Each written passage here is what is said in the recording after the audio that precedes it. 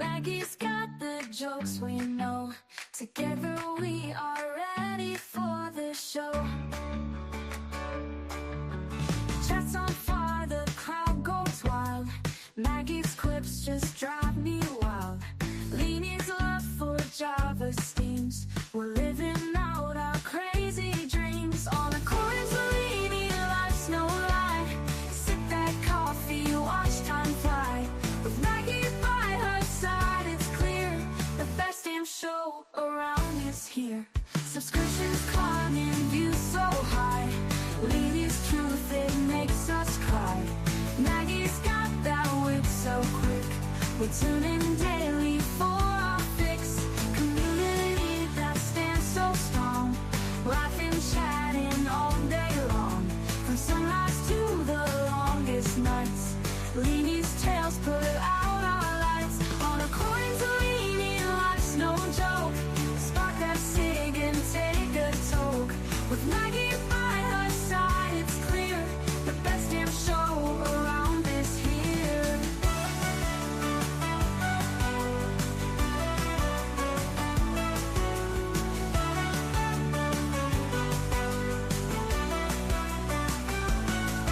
Subscriptions climbing, views so high. Leanie's truth, it makes us cry. With Maggie by her side, it's clear the best damn show is always near. On accordance, Leanie, life's no loud. Maggie's quips just drive me wild. Leanie's love for Java steams. We're living out our crazy dreams. On accordance, Leanie, life's no lie. Sip that coffee, watch time fly. With Maggie by her side, it's clear the best damn show around is here. Best damn show is always here. The best damn show is always near.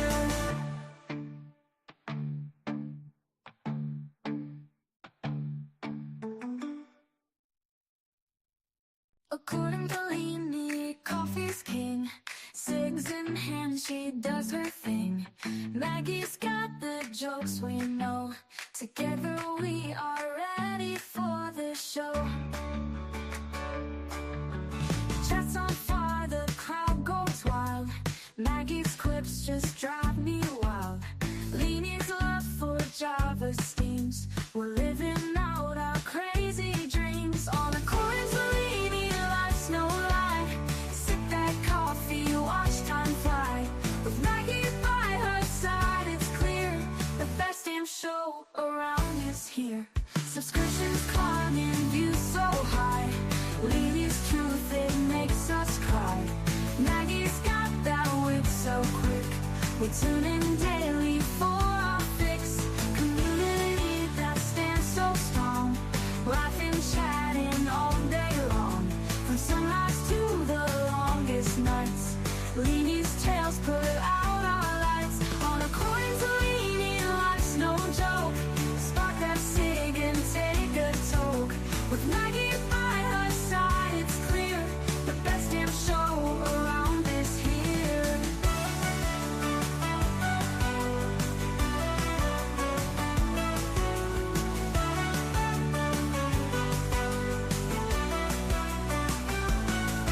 Subscriptions climbing, views so high. Leanie's truth, it makes us cry. With Maggie by her side, it's clear the best damn show is always near. On accordance, Leanie, life's no loud. Maggie's quips just drive me wild. Leanie's love for Java steams. We're living out our crazy dreams. On accordance, Leanie, life's no lie. Sip that coffee, watch time fly. With Maggie by her side, it's clear the best damn show around is here. Best damn show is always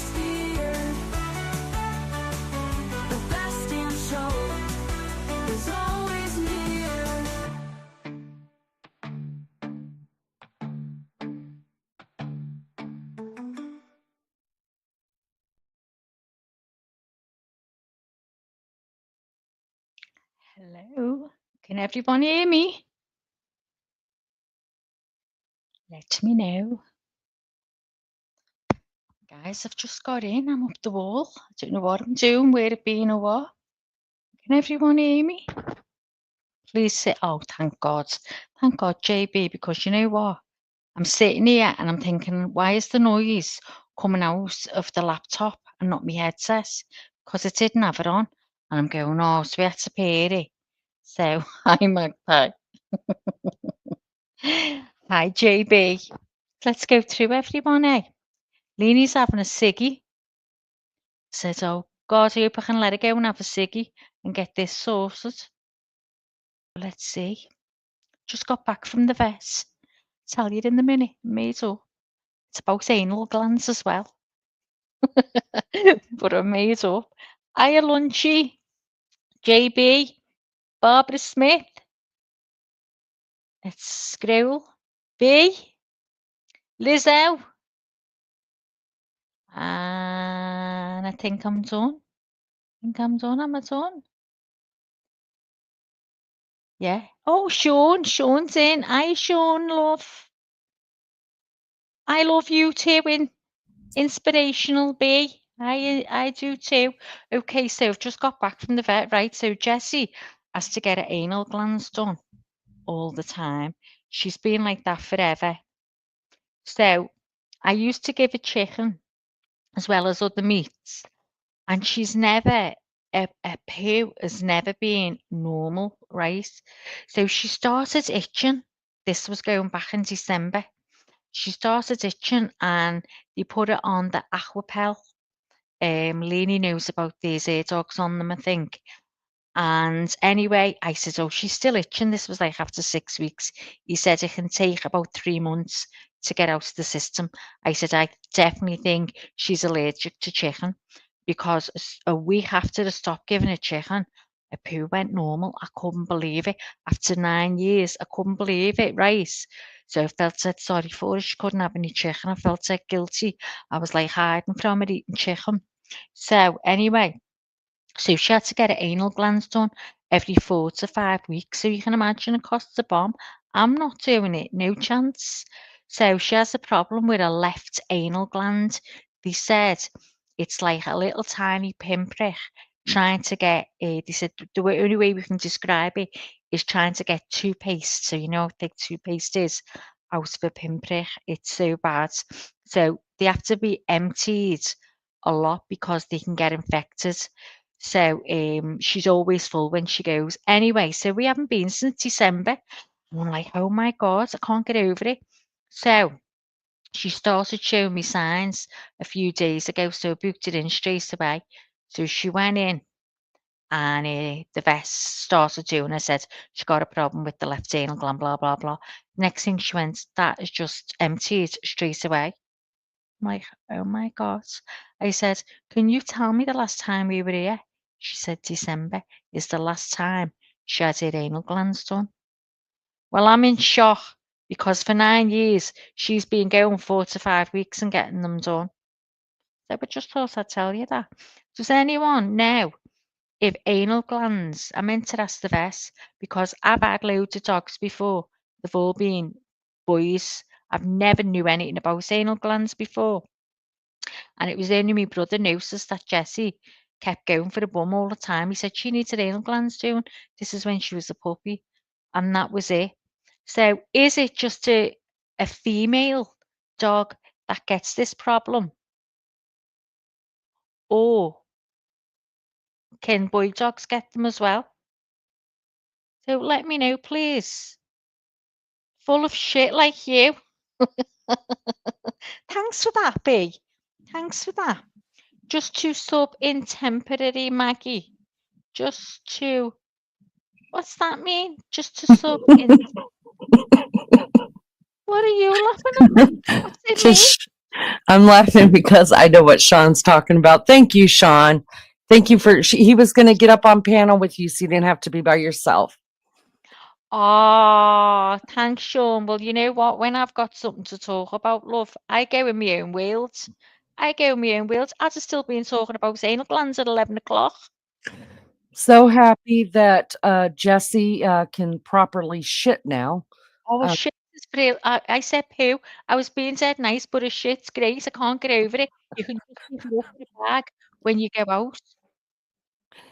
Uh, oh my goodness, that's tell so me, is it precious. a female thing No, or what? both of them. No, all animals have anal glands. And I've never had that I've never knew about anal glands before. None of my dogs have ever had a problem. It's probably because Jesse gets spoiled the most out of everybody. So But maybe saying that's that, what it is. all our Sorry. other dogs were mongrels apart from one. Mm, Does that is it a breed thing? I don't think so. I don't think it's a breed thing. Yeah. Joni says anal Humans have glands. them. Yeah, I didn't know that either. I didn't know You're humans had joking. those. Do some people have to Could go you and get theirs? imagine going and get your anal glands done? Yeah, I've never heard of a I human love. having to do that. I'm just phoning up for appointments. Can you book me in, please, to have my anal glands done? Oh my Yeah, God. yeah. I had them done about 5 weeks ago. I think they're ready. I've been dragging myself along the floor. Yeah. Okay, love. Thanks very Oh, much. I'll see you soon. Bye, love. Imagine phoning to get your anal glands. oh, I never heard of that. I didn't know it. I'm going to have to look it up. Let me say to everybody who's here, thank you guys so much for being here. All we ask is that you hit the like for us. And thanks for That's it. listening to me. And thanks for listening to Maggie's shit story. If anything else you want to do, here is on you. You're welcome to do it, but please just hit the like for us, you guys. I have been y'all. Oh my God, Joni, really? Sorry, Lee. It's okay. What? Joni said her late husband had infection of the anal glands. I Oh thought you were God, messing with me. Joni. I didn't know we I'm. had them. I didn't know we had him either. I'm sorry if we were making fun of something that's real. Oh no, well they I said feel to me there bad. was something in Jessie's I had to keep an eye on in case she's going to get an infection because it can be bad. So there you go. It must be the same for. Oh my God, just shows you. Well, we love you, Joni, and please don't. Sorry, We're Joni. didn't mean to disrespect anybody at all. You know, it's just a bunch Didn't of even know it was laughing, real in humans. I'd joking. never said I it. didn't either. I never knew it. Um, thank you guys so much for showing up. Thank you, Sean. I know you already hit the button, and you were the talk of this morning's little chat I had going with some people, and that weren't in the live yesterday, and they were super excited to see you on panel. I want to say hi, everybody, and again, thank you for being here. Bees, I have seen your comments. I'm not ignoring you. What we can do after this live, I don't want to get into it during this live because we have a lot to unpack, y'all. But after this live, if you want to stick around or come back or whatever, we can talk a little bit about I've made some changes with the channel moving forward. There's quite a few things that I've been wanting to change, and we're still working towards that. And moderation is definitely one of them. You guys know that are the person that I defer to is Melly Joe. She pretty even I didn't even ask her. I was just like, Melly, I need to keep up with mods. Um, so there's been some changes. We now have an editor to the channel. We have, of course, me and Maggie always, but we have an editor to the channel. We're going to have a mod director to the channel, some things going different with the mods, and also get a what is that thing called, Maggie, that you were talking about starting? And I Like was like, no, tears, no, no. And then I got on it. like tears, like oh, the bot. No, not the bot. We got to The figure out the tears. bot When I too. said about No, tears, about mods. No, um, no, I'm gonna work on that too. we've got to get on to what's it. What's it The got to do with like? anyways, there's we'll talk about all that after this. Okay, so if you want to stick around, then great. If not, you guys can replay it. But yeah, we are doing some different things with the channel, and so I hope you guys will all come along for it. Um, Maggie, you know, because I texted you like 25 minutes before we went live. Oh, Shirley. I am not exaggerating when I Listen, tell girl, you. I've not long got in and I left my phone in the glove compartment. Hang on. Okay. I'm not exaggerating when I tell you for Oh the my God, last 5 hours, I've been sitting at this computer, looking up stuff. Well, I went to bed looking up stuff too. just I'm love it. telling you, since You're our gonna be last, dreaming of it. I know, since our last live, I've probably spent about 8 or 9 hours trying to figure this out in my head. It's just that wicked. Oh my And I God. can't wait to share with you guys what I think, and also what you think. I want to hear what you think about it. Even remember, even if we don't agree, I'm okay with that as long as we can at the end agree to disagree and still be friends. Yeah. You know, I mean, I'm not just because it's my channel and I'm putting it out doesn't mean I'm right. Just because I've worked the last 9 hours in 24 on this doesn't Oh, I mean that never I'm going to be agree, right. guys. Don't worry. I Oh my don't agree. God. It's terrible. It's terrible. It's terrible, Maggie. Terrible, Maggie. I want to jump right into it though. There's a lot going on. Thank And I God, know 'cause I there's a can't listen, wait. Maggie, there's a lot going on in the true crime world as far as different cases that are going on that people have been looking forward to. Got siblings missing up in Canada right now. That's a big Yeah. deal. Yeah. There's a new pope, first time Yeah. in I've been watching it ever before. since the Leo. beginning of time that there's an American pope, and he's I guess he's going by Leo. I don't understand. I Yeah. understand I'm glad you his told me that role. because I wasn't sure where he was from. I Yes, missed he's that bit, from but by the time I got Chicago. back, He's right, from okay. Chicago. I know his name's Leo. That's it. Yeah, and I just found that out because I put my phone away, and so it might seem like I've been dissing people on Messenger and messages and stuff like that. Even my sister, the last text I got from her is like, "Are you pissed off at me? Because I haven't answered a text since last night." And it's because I've been so like into this with all tentacles.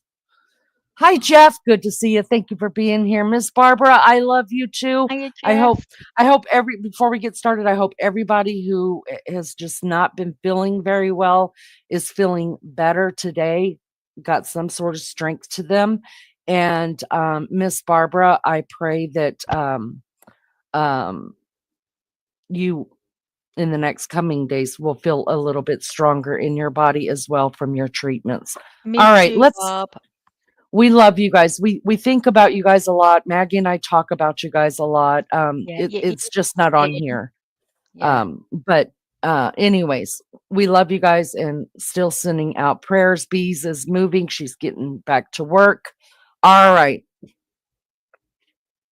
All right. So I'm going to start this out, guys, because I don't know there's so much information in my head and I've got tabs and tabs open.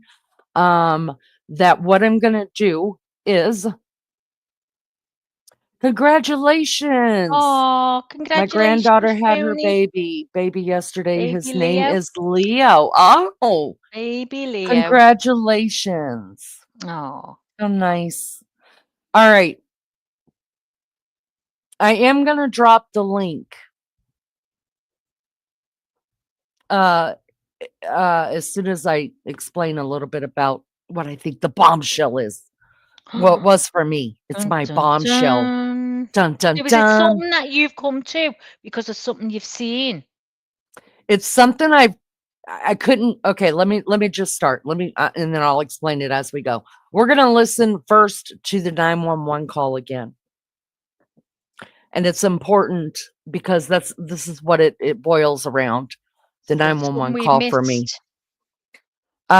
No, I just had to put some stuff together in my head, and the recent things that have come out of the courtroom when I put together the 911 call.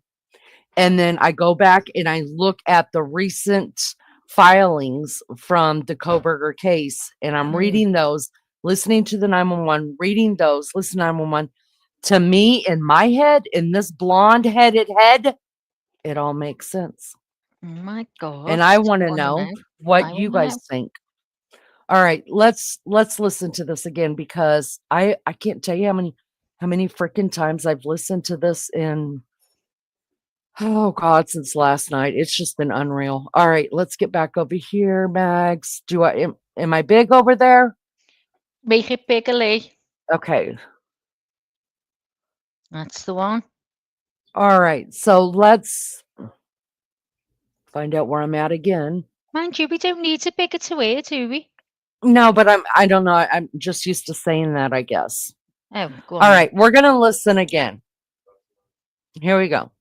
11:55 a.m. 42 seconds, November 13, 2022.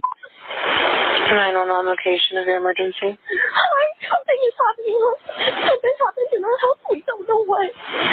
What is the address of the emergency? 1122.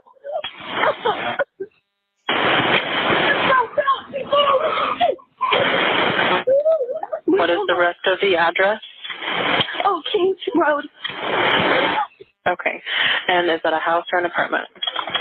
It's a house. Can you repeat the address to make sure that I have it right? I'll talk to you guys. We live at the White, so we're next to them. I need someone to repeat the address for verification. The address, 1122 King Road. And what's the phone number that you're calling from? What's your phone number?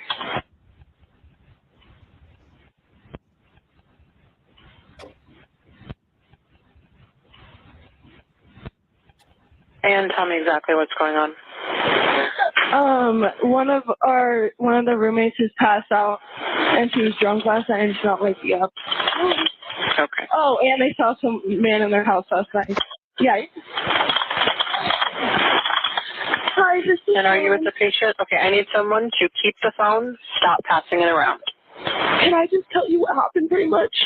What is going on currently? Is someone passed out right now? I don't really know, but pretty much at 4 a.m. Okay, I need to know what's going on right now if someone is passed out. Can you find that out? Yeah, I'll come. Come on, we gotta go check. But we have to.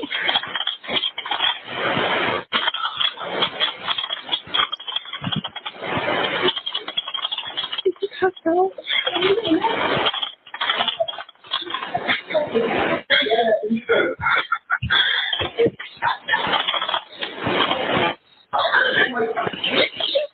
What's wrong? She's not waking up. Okay, one moment. I'm getting help started that way. Okay, thank you.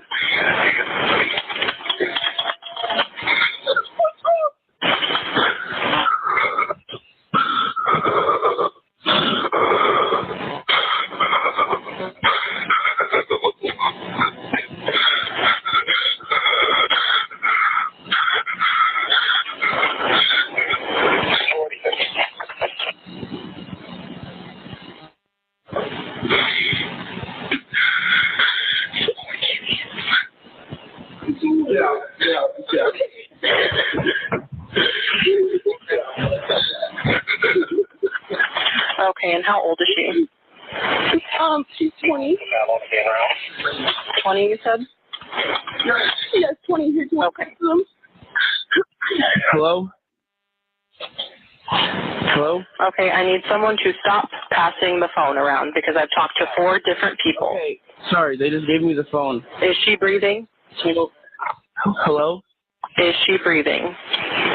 No. Okay.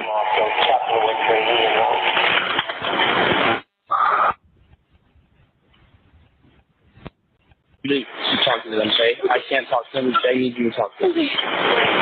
Hello. Okay. I've already sent the ambulance and law enforcement. Stay on the line. If there is a defibrillator available, send someone to get it now and tell me when you have it.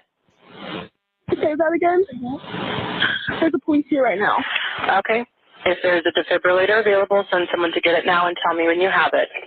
We don't have one. I think yes. Do you have a defibrillator? Yes, we have one. Are you talking to the officer?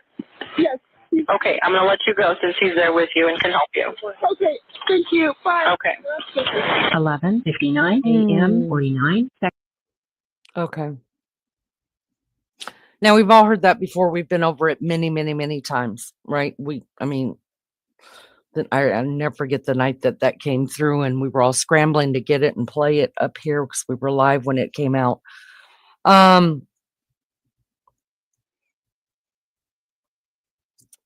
Before I say anything, disclaimer banner, please. Yes, let's put that up. Do you want the trigger warning one? No, let's put the disclaimer banner up because I think that's the most that we're gonna do with. Yeah. Okay. Thank you guys for being here. Do me a favor, hit the like for us. I want to ask you guys a question before we keep going before we keep going. Do you guys notice what is the first thing that jumps out at you from this 911 call besides the sheer horror of it? We know that. What is the first? What jumps out? No, go ahead. What jumps out at you? I mean, we know that mine they're is that the panicked. girls haven't think they've seen Zana, but she's been face down and haven't seen her injuries. I don't know. I don't think the girls seen the mess, what had gone on there. I think they just thought they were passed out. I don't think they've seen anyone. I think he stopped them. The lad stopped them going in because he was shouting at them because they were making the way up, and he said, "No, no, get out, get out." I really don't think they've seen them. That's all jumps out at me. Anybody else in chat?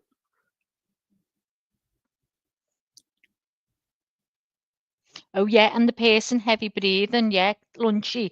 I think that's definitely a lad, a young man. I don't know who it is. I don't think it was. I think it was the lad that's found them. Which I don't think it's a girl. I don't think it's a girl either. No. Just confusion. They're calm and then frantic. And Bees thinks it's fake, and it sounds like they're covering their own asses. No, they were in shock. Passing the phone around, nobody saying anything. What happens if I told you that I think that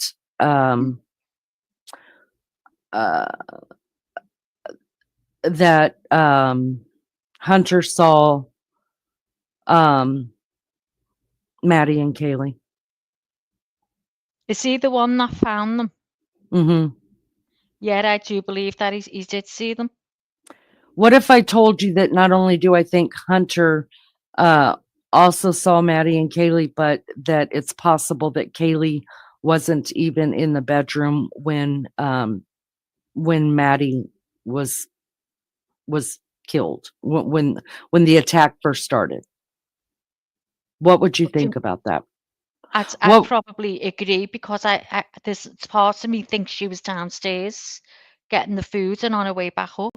I don't know because she cut the DoorDash. Mind you, knew that as well, being hadn't he? Not Maddie. No, Kate. Xana's the one that got the DoorDash. Oh, Kaylee was the one that was found sitting in an upright position next to Maddie. But what if I told from the bedroom, the bathroom?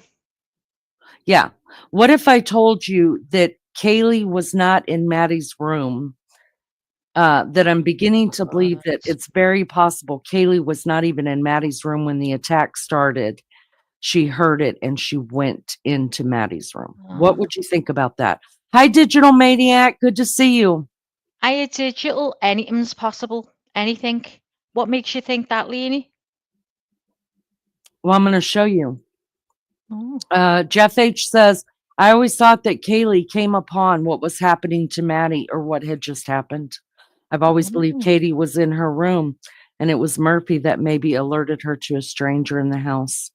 So let's go back just a minute. Okay, this is the part I couldn't get to make sense. I want you to listen to this and instead of trying to listen to what they're saying, I want you to listen to the voices and how close they are to the phone. Okay, so you could clearly hear Dylan is the one that has the phone. She's the one with the operator, right? And she says, I need you to find out if she is is breathing or is awake, right? And then Dylan says, come on, Bethany, we need to go back. And Bethany's like, no, no, no. And she's like, but we have to. And so they go back in the house, right? And then you hear the commotions happening, right? So we know that Dylan still has that phone in her hand. Hi, TLC is me. Hi, April. Good to see you. Thank you for girls. for being here. I appreciate it so much. You guys just work with me here.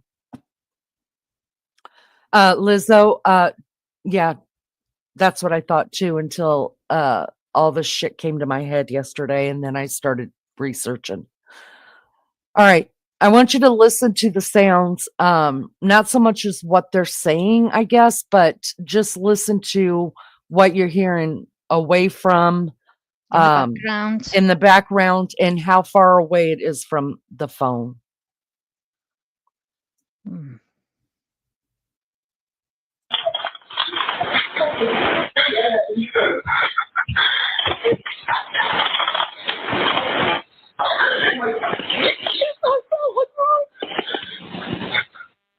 She's not waking up. Okay, one moment. I'm getting help started that way. Okay, thank you. Let me rewind that part. Listen again. She's not waking up. Okay, one moment. I'm getting help started that way. Okay, thank you.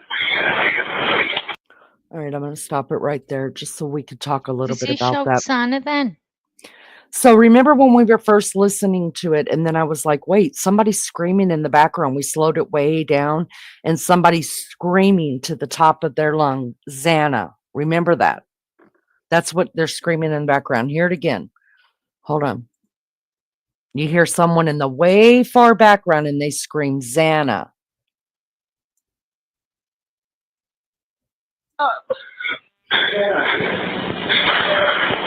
Okay, one moment. I'm getting help started that way. Right there. You hear it? Did you guys hear I it? don't know what they're saying, but it's like It's someone way, screaming. way in the background. And we slowed it down when we figured out they're screaming Xana just one time. Okay, one moment. I'm getting help started that way. Okay, thank you. Okay. If there are sounds that you can't, we already know this. All right. We don't need a science class here. Obviously, the person who screamed Xana is further away from the phone than, say, the person who is breathing heavy in the phone or talking in the phone, or the one that knocked and said, Ethan, Xana. Okay. All right. It's way in the distance. Let's go on to read this real quick. Now, I know this is going to blow some of y'all's minds, and you're welcome to your own opinion. This is my own research that I have done for 9 freaking hours. And it's starting to make sense to me exactly what happened. And at first, you guys, I have to tell you, I thought there is more of this 911 call that has been redacted. Well, there's not, because in the filings that have been released, it gives you how long. I think it was 4 minutes 26 seconds, something like that, of how long the call was. So I added up the call several times, and so this is it. This is the whole call. Okay. All right. So let's look at this. Max, what can we see over there? We good? Y'all good? No, it's really small, Lee. All right. Is that better, or you need it bigger? Because I'm going to need you, if you don't Do mind, you want me reading to this. read it? Yeah, I'll if you don't laptop mind. up and bring it closer. It's all right. Go on. Okay, so this is what I did. When I thought about, wait a second, something's not making sense with all the sounds that I'm hearing in the background. And then I went and started pulling up the files again. And believe me, there's a gajillion of them. It just started making sense. So let's go ahead and read this part. Now, remember, most of this is coming from the grand jury testimony. Okay, this is not the PCA. This is not a police officer repeating what he heard. This is actually testimony that was given in a secretive grand jury testimony from Dylan Mortensen. So let's go ahead and read it, Maggie. Okay. Can you hear me okay? Can. DM and BF are the two surviving roommates of 1122 King Road. At the time of the homicides, they were believed to have occurred. DM saw a masked intruder in the house and began calling and texting the other roommates, including BF. Approximately 8 hours after DM saw the intruder, BF called 911 from her phone. Before the court is the state's motion to allow the text messages by DM and BF testimony about their conversations with each other about what DM saw and the 911 call. The state argues these communications are either not hearsay or qualify under one or more exceptions to the hearsay rule. It also asks that a transcript of the 911 call to be provided to the jury to view while listening to the audio. Defendant challenges several of the communications and objects to the use of the transcript. Oral arguments on the motions were held on April 9, 2025, after which the court took matters under advertisement. The court finds that some of the hearsay statements on the 911 call do not qualify under the exceptions cited by the state and therefore must be redacted. However, the balance of the 911 call, as well as the text and conversations noted herein, are likely admissible, provided that the requisite foundation is laid at trial. The transcript will be allowed as a demonstrative aid, again, assuming proper foundation is established. All right, Maggie, let me get there. Hold on. Okay. I have to remember where I'm at. Okay. See, this one goes this way. All right, there you go, love bug. Okay. Whether a statement falls within the present sense impression and or excited utterance, exceptions is a question that is left to the sound discretion of the trial court, giving consideration to the totality of the circumstances. Use of demonstrations aids is also a discretionary determination. On discretionary matters, it's very, very hard to see this writing. The trial court must Do you want me to see correctly if I could bring it perceive. up bigger? It's very faded. You know the writing, Okay. yeah, if you Yeah. can.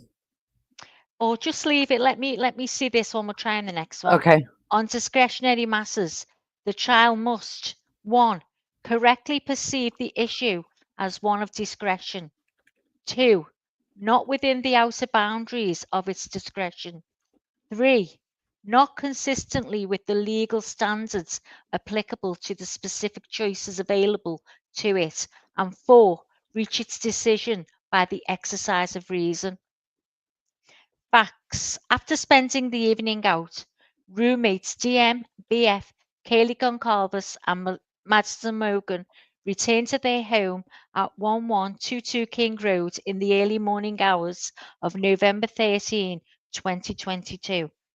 At approximately 2 a.m., they met up in Kaylee's bedroom and talked for a while before going to bed. The fifth roommate, Sana Canoodle, who was out with her boyfriend Ethan Chapin, was not home yet. The roommates debated going out for food to the food truck for a late snack, prompting DM to send a text at 2:10 a.m. to an Uber driver she knew to see if he was driving. Ultimately, however, the girls decided to just go to bed. At approximately 4 a.m., DM heard strange noises and crying coming from the bedroom. Oh no, that's the bathroom. At the bathroom, like Coming from the the bathroom. bathroom. Yeah, from the bathroom. She opened her door and at one point saw a man dressed in black with a ski mask on walking by her bedroom door. She then placed calls and texts to her other roommates to see if they were awake. Only BF, who was resided in the ground floor, answered. They spoke once for 24 seconds, during which DM and BF, she thought she saw something. They spoke again. Let me just stop it right there just a minute, Maggie. I want to, Yeah. this goes to one of the points that I'm making that I'm going to ask you guys to remember. Mhm. It says, after spending the evening out, roommates Dylan Mortensen, Bethany Funk, Kaylee Gonsalves, and Madison Mogan returned to their house in the early morning hours of November 13th. At approximately 2 a.m., they met up in Kaylee's bedroom. So all four girls, besides Anna, they were all up in Kaylee's bedroom. If Kaylee had no furniture in there and she had already moved out, what are they all just sitting around on the floor? Hold that thought. They talked for a while before going to bed. So they're all up there. Everybody gets home, right? They're all sitting in Kaylee's room. All right. The fifth roommate, Xana Kernodle, was out with her boyfriend, Ethan Chapin, and was not home yet. Now, if you remember early on in the reports, supposedly Xana had texted or called her dad and said that her and Ethan were going to order some pizza, and it was like 12:30 at night, and they were either at home or going home or something like that. Well, if they order pizza, there was no reason to order DoorDash, right? So I think there could be a couple of explanations for that, right? That either Xana, her dad had a rule of being back in your house at a certain time, and so she was telling him that. But I kind of think if that was the case, he would have her on live 360 where he could see her location, right? So I don't think it's that so much. I think maybe that was the intent, or they did come home. They left again for a little while and then they came back home.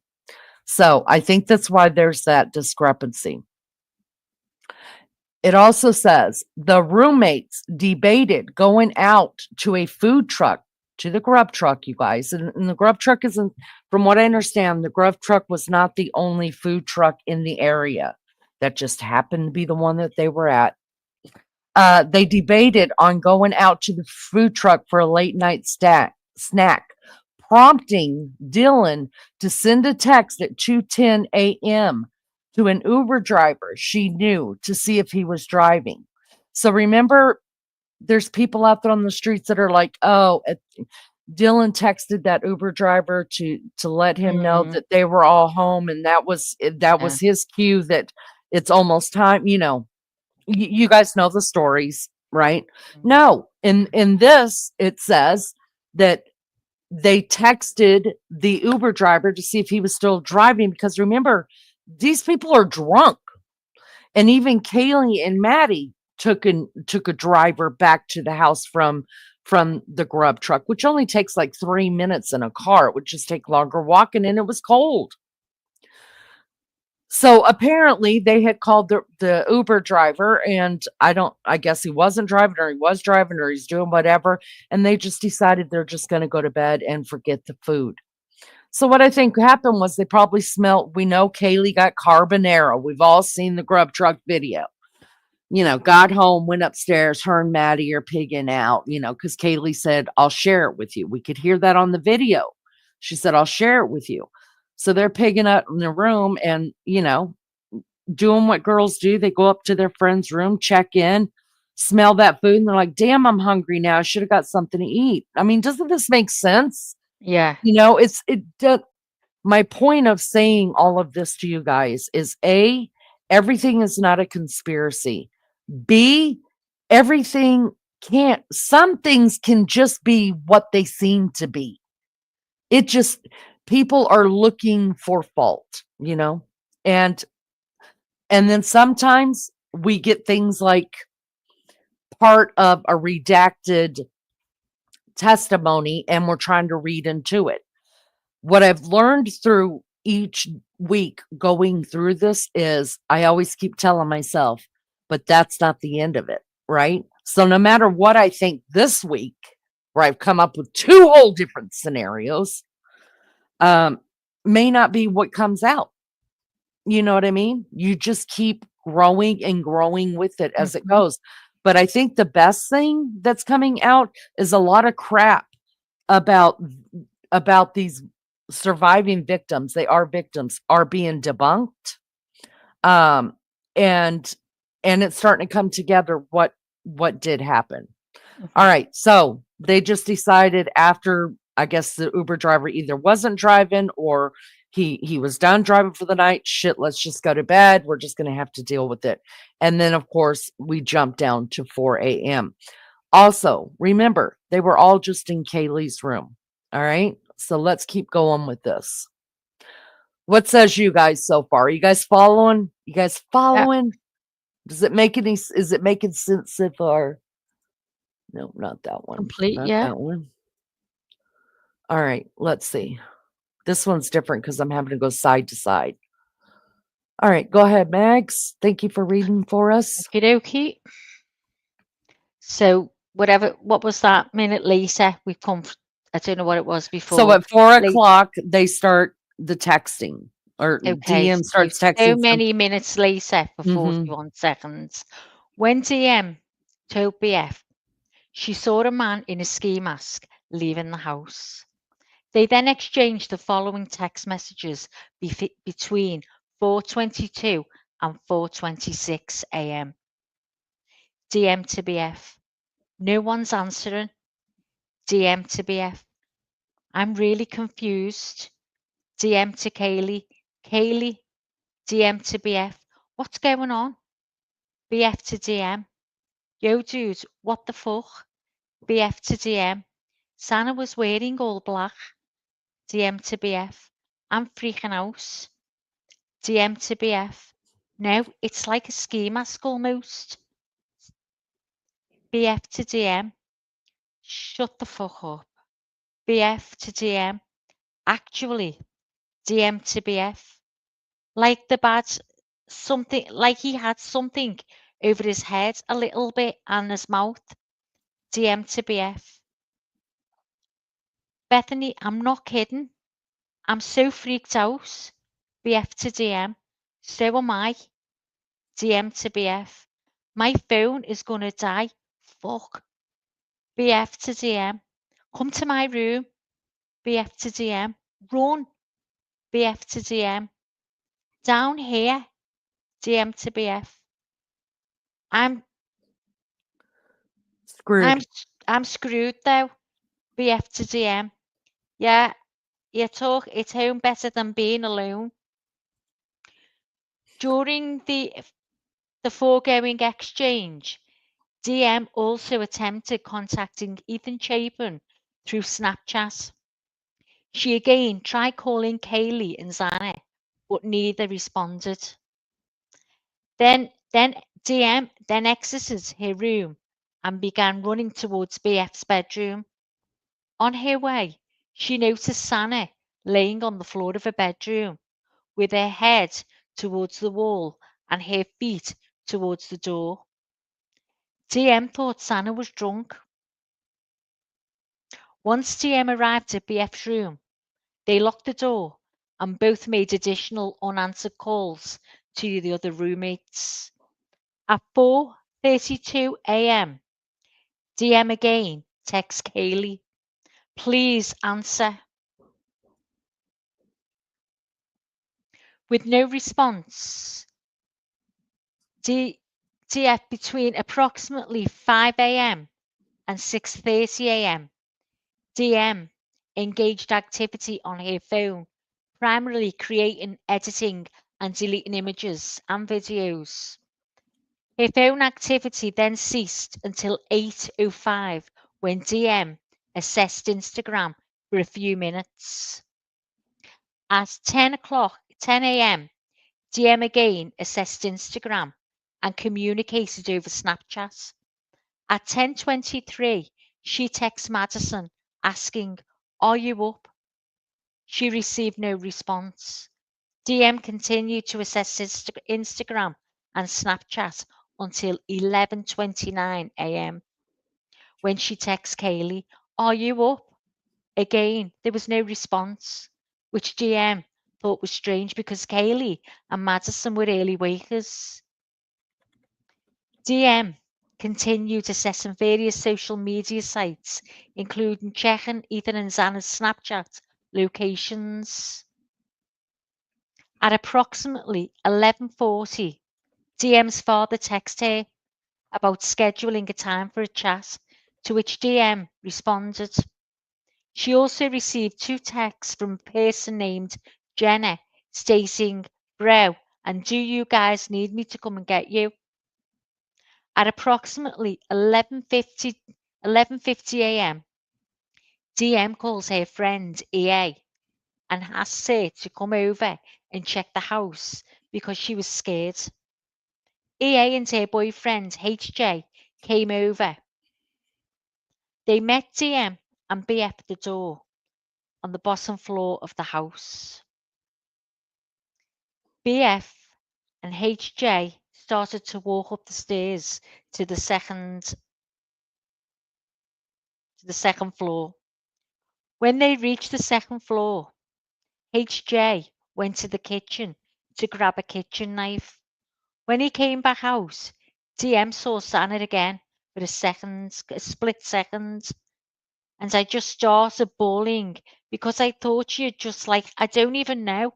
I thought maybe she was still just drunk and asleep on the floor.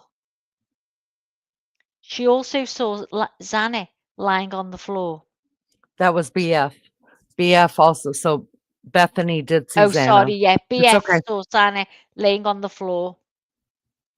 HJ told DM and BF to get out. EA, who had started up the stairs, also turned around after HJ instructed her not to come any further. All right, let me stop They- it right there. Joni, there's the answer to your if E Hunter's girlfriend actually went up the stairs. She had started up the stairs after the 2 girls and he stopped her and said, "Go, get out." Okay, keep going, Mags. yeah, started up stairs. They both went outside. Shortly afterwards, HJ exited the house and told them to call 911. He was pale white and mentioned something about someone being unconscious. At 11:56 a.m., BF called 911 from her cell phone and spoke to Caroline Kelvin, the 911 dispatcher. The call lasted 4 minutes and 11 seconds. During the call, the phone was passed around to different individuals, including BF, DM, HJ, and an unidentified female speaker. Heaving, heavy breathing, and crying can be heard throughout the call. BF spoke first, stating, "Something is happening.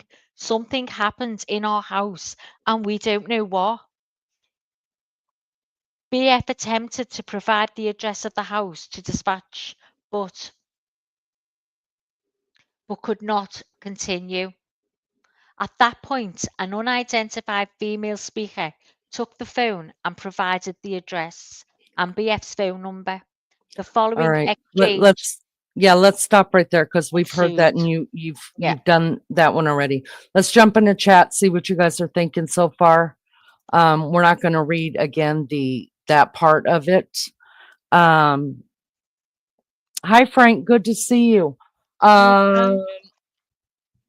Rolo says, all this fairy tale false statements, just like all the prior ones coming from LE, proven to be false by their own or the judge's new statements. The factual evidence is at 156. Screams heard on, I don't know what LL is.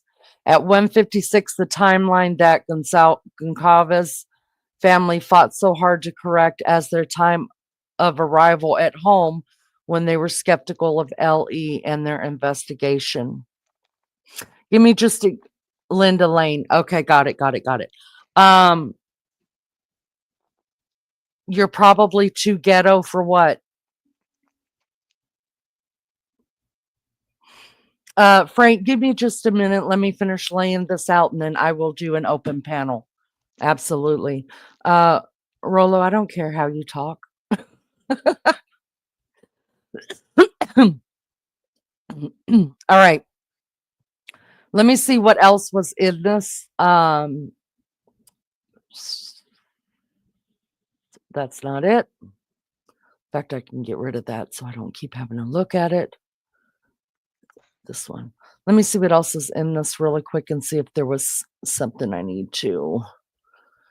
And so they, after that, then they go through the analysis of it. What would be hearsay of the phone call, what part that they want to be allowed in, what part of the phone call they don't want the jury to hear, things like that. And this is where the judge is making the decision. And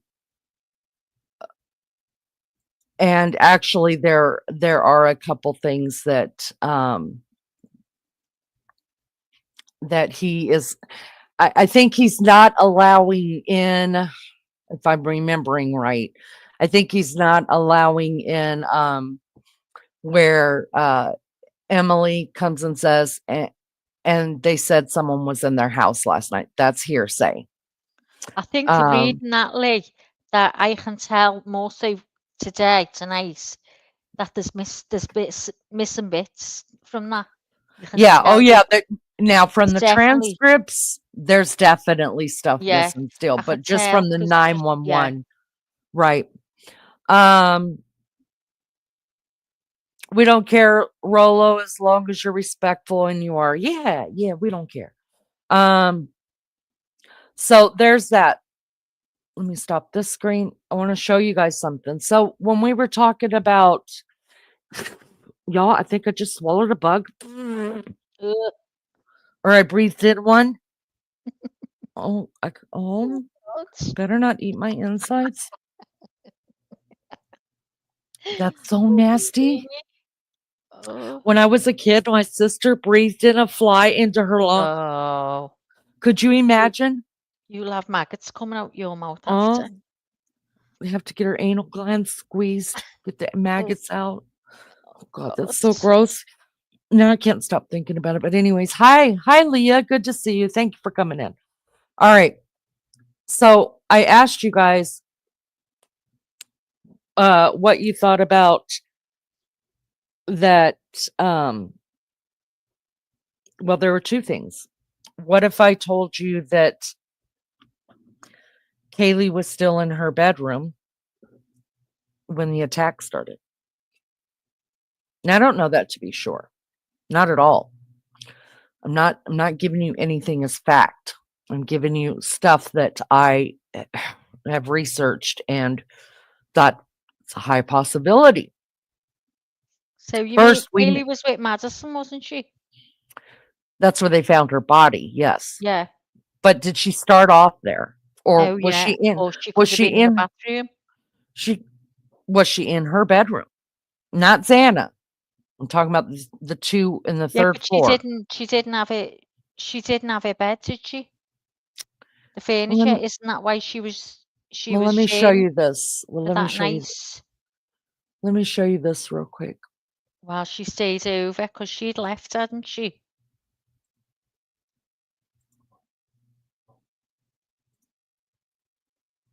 So I thought that's why she must have been in the bed with her, because she was sharing for the night while she was staying. You're going to have to really, really probably find these pictures for yourself to see what I'm saying. It took me a minute to figure it out. Let me go back over it. Let me go back over to it so you can see my cursor. It took me, I had to blow this up real big on my screen. Now I'm about half blind, you guys. I had to blow this up pretty big on my screen. Where I started was up here, if you guys can see my cursor. Remember when I told you there are two of these signs, good vibes, right? This is a picture that was taken outside the house into Kaylee's room. How we know that is, you see this, remember we talked about Maddie's window in her room, and then we talked Yeah. about Kaylee's door. We know this Yeah. is a door, right? It goes all the way down, right? What Mm. is this right here?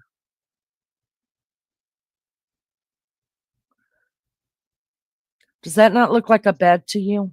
With two No. pillows right there, a pillow here, a pillow here, and a blanket. Oh, yeah. Yeah, it is, like, you're right.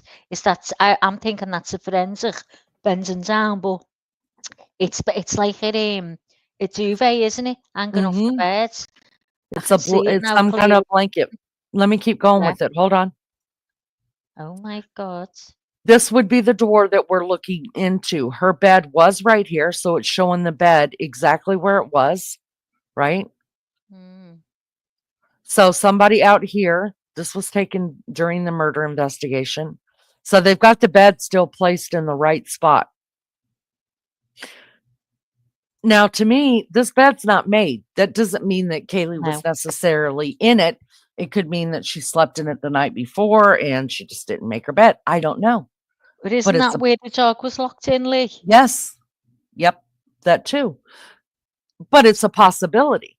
Yeah. We do know that all of them were in this room besides Ethan and Xana at around 2:00 in the morning. They were all in here. Yeah. Okay. So let's keep going with this. This is just a stock AI video that we've been through before that would show somebody out here, somewhere out here was taking a picture into the room. This is the exact way that the bed would have been sitting in her room. Okay. Now I'm sorry. I just don't believe that the furniture comes with the house. If I'm moving my kid into a house, yeah, he's bringing he's not sleeping on a nasty mattress and stuff like that. You know what I mean?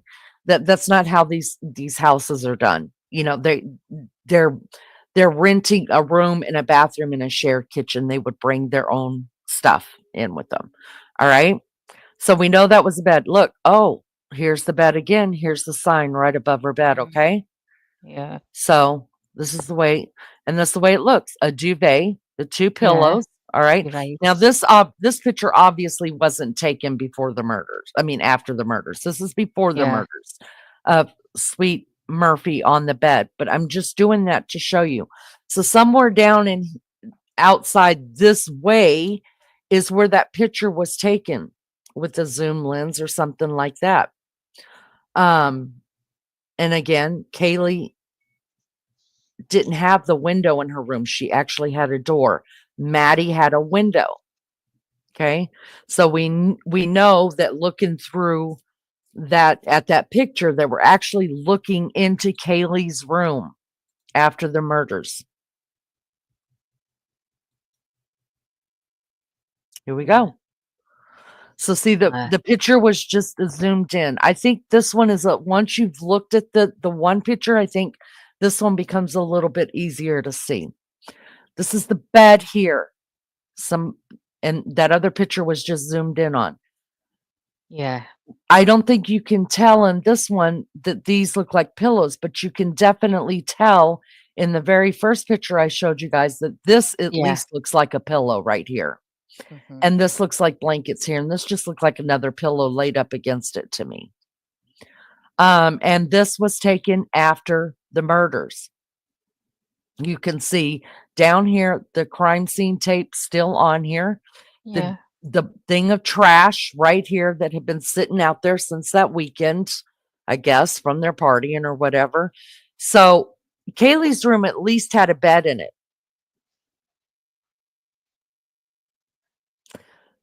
Look right here at this picture. Right here, this light right there. Mm. Okay. Something it's a different kind of a light than this fluorescent light right here that's shining up through this wall or shining down from the sign or whatever. This is a different light right here. Let's see what I'm talking about right here. Yeah. So we know her closet, right, was right there. It's right here next to the side of the bed. So let's go back over there and look.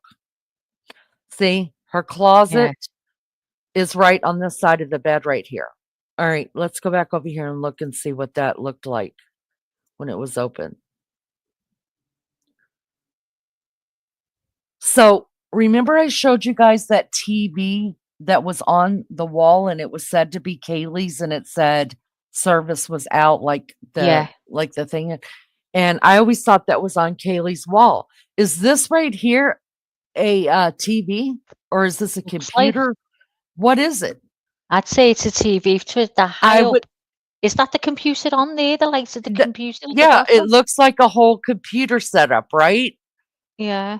So was the TV on? I'd have to find the picture again. But what I'm saying Looks is, like it's on one of those arms, you know, because if it's dipped out for the Mhm. lights. So what I'm saying is whatever was coming shining here is a different light than what was up against the wall. Yeah. But just from these pictures right here, did they say Kaylee moved out, meaning she had brought some of her stuff? She wasn't necessarily living there. She was going to pick up the rest of her crap. I Well, don't did you know know. when Steve Goncalves was giving that interview, and he mentioned, he said, Kaylee, do Kaylee move all the stuff out of the house? And he wasn't sure. He didn't know. He said, I'm not sure it was all. Hmm. I'm sure he said that. So let me ask you guys this. Let me ask you too, Mag.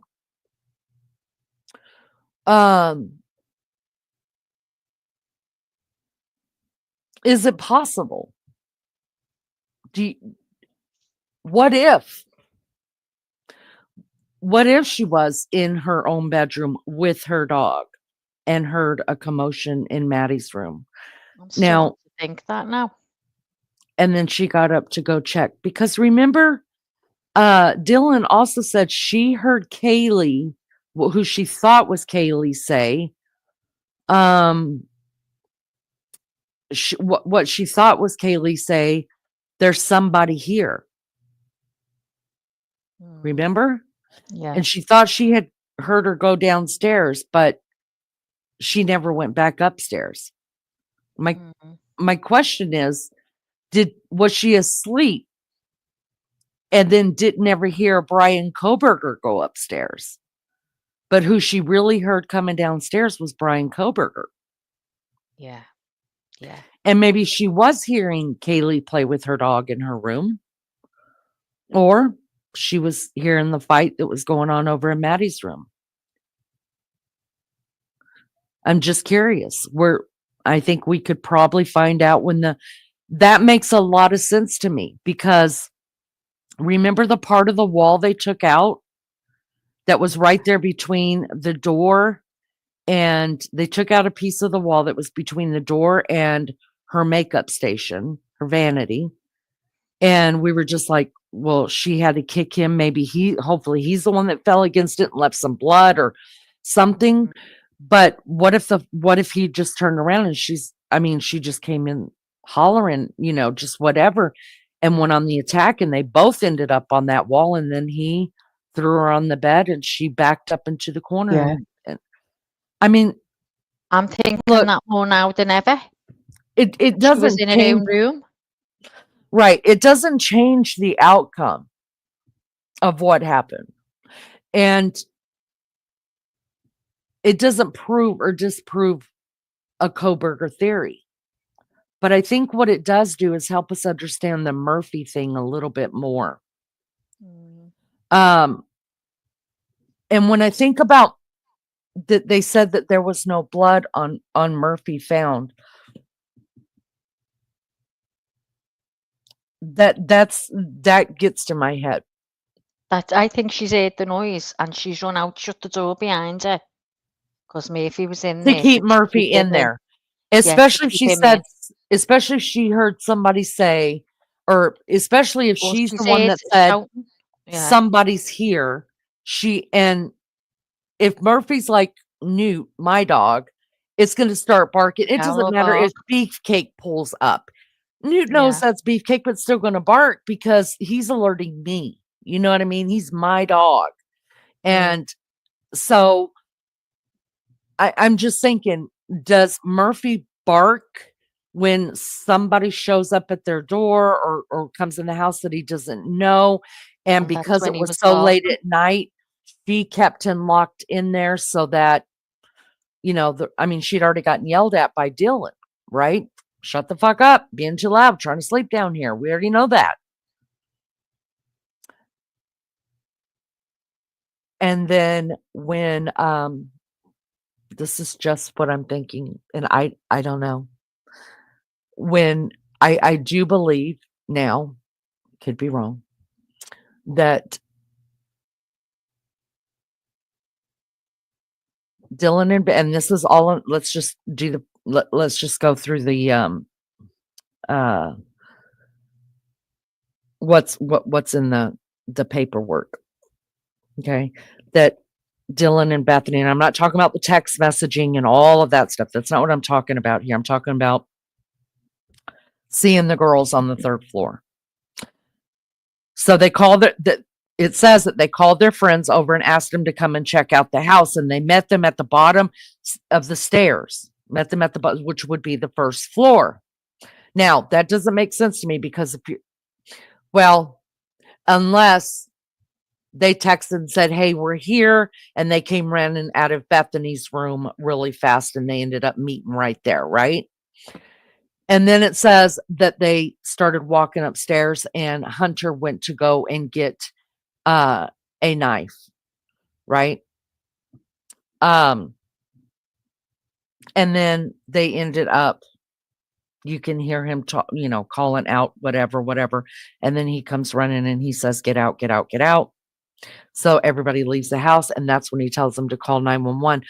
I think that the part that we're hearing where after the 911 operator says, "Go find out," and she tells Bethany, "Let's go, we gotta go," that it was her, Bethany, of course, and then Emily, and they started walking up the stairs. I think, and when you first get up the stairs, you're already in the living room. You can look down the hall and you can see into Bethany's room. And at that point, when she went in, I do not even believe that was Hunter that we're hearing. I think Hunter had already found them two. I think Ethan was between the bed and the wall, up there where the blood is coming out of the wall. So he's not seen right away. I think Xana was seen. Hunter has already seen them, rushes them out, tells them to call 911. 911 sends them back in. Hunter's not even down there. Remember, there was an extra car that was towed away from the scene that was in compound with the rest of the cars, and that was Ethan Chapin's sister's car. Ethan Chapin's parents found out from their own 2 children that there was something was going on and Ethan was dead. Okay, they were there. I think when we hear Xana, the really loud scream, I think that is, and I hate to say it, but I think it's Ethan's brother, Hunter, that goes in, because Ethan's sister didn't get there the same time that sister and brother didn't get there the same time as Hunter, the friend, and his girlfriend Emily got there, right? They would have all met at the bottom of the stairs. That's not what happened.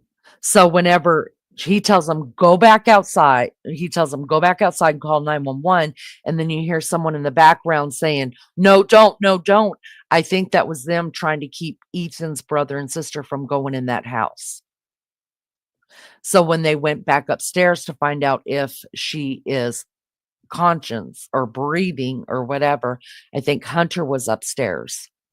And because he saw what was going on in Ethan and Xana's room, he went upstairs after he sent them out of the house with the knife because nobody had heard from them either. And when they had gotten up there, they had come back down, and then it wasn't just Hunter, the brother, that screamed Xana. There was somebody else with them. That's my take. What says all of you? Well, I'm seriously thinking your way now.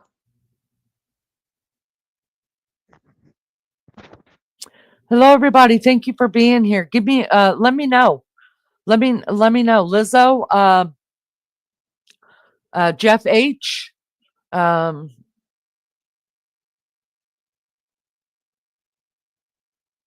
think Frank.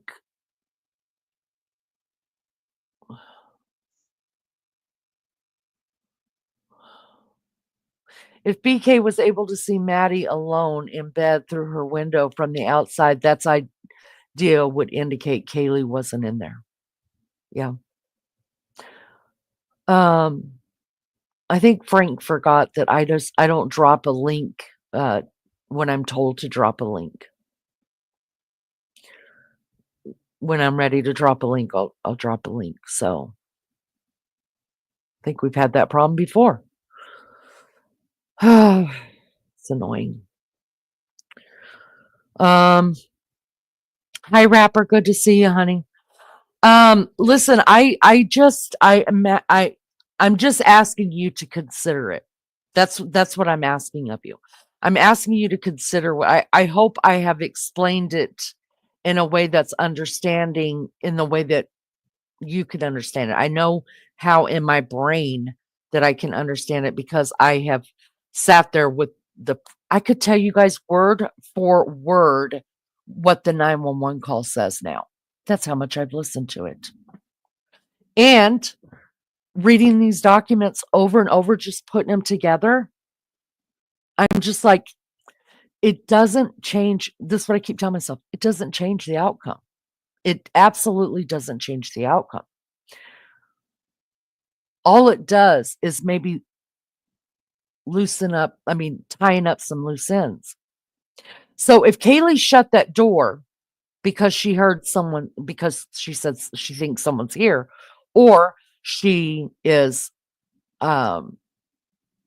checking on a noise she hears in Maddie's room, then I think when Hunter, the friend, went up there and found Kaylee and Maddie, that he opened that door to where Murphy was, and Murphy went running downstairs, and then he went into Maddie's room.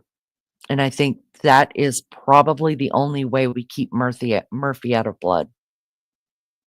Yeah. What says you, Maggie? Let me drop the link, you guys. Digital Maniac says Steve Gonsalves, he didn't have I'll to drop go it, Liz. upstairs. Thank you.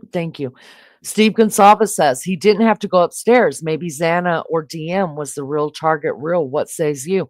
Listen, I take that he didn't have to go upstairs a little bit different. I take it to mean if Xana was the target, he never had to go upstairs. Xana was right there. He would have just went around the corner and killed Xana. And then he would have just slipped back out and left.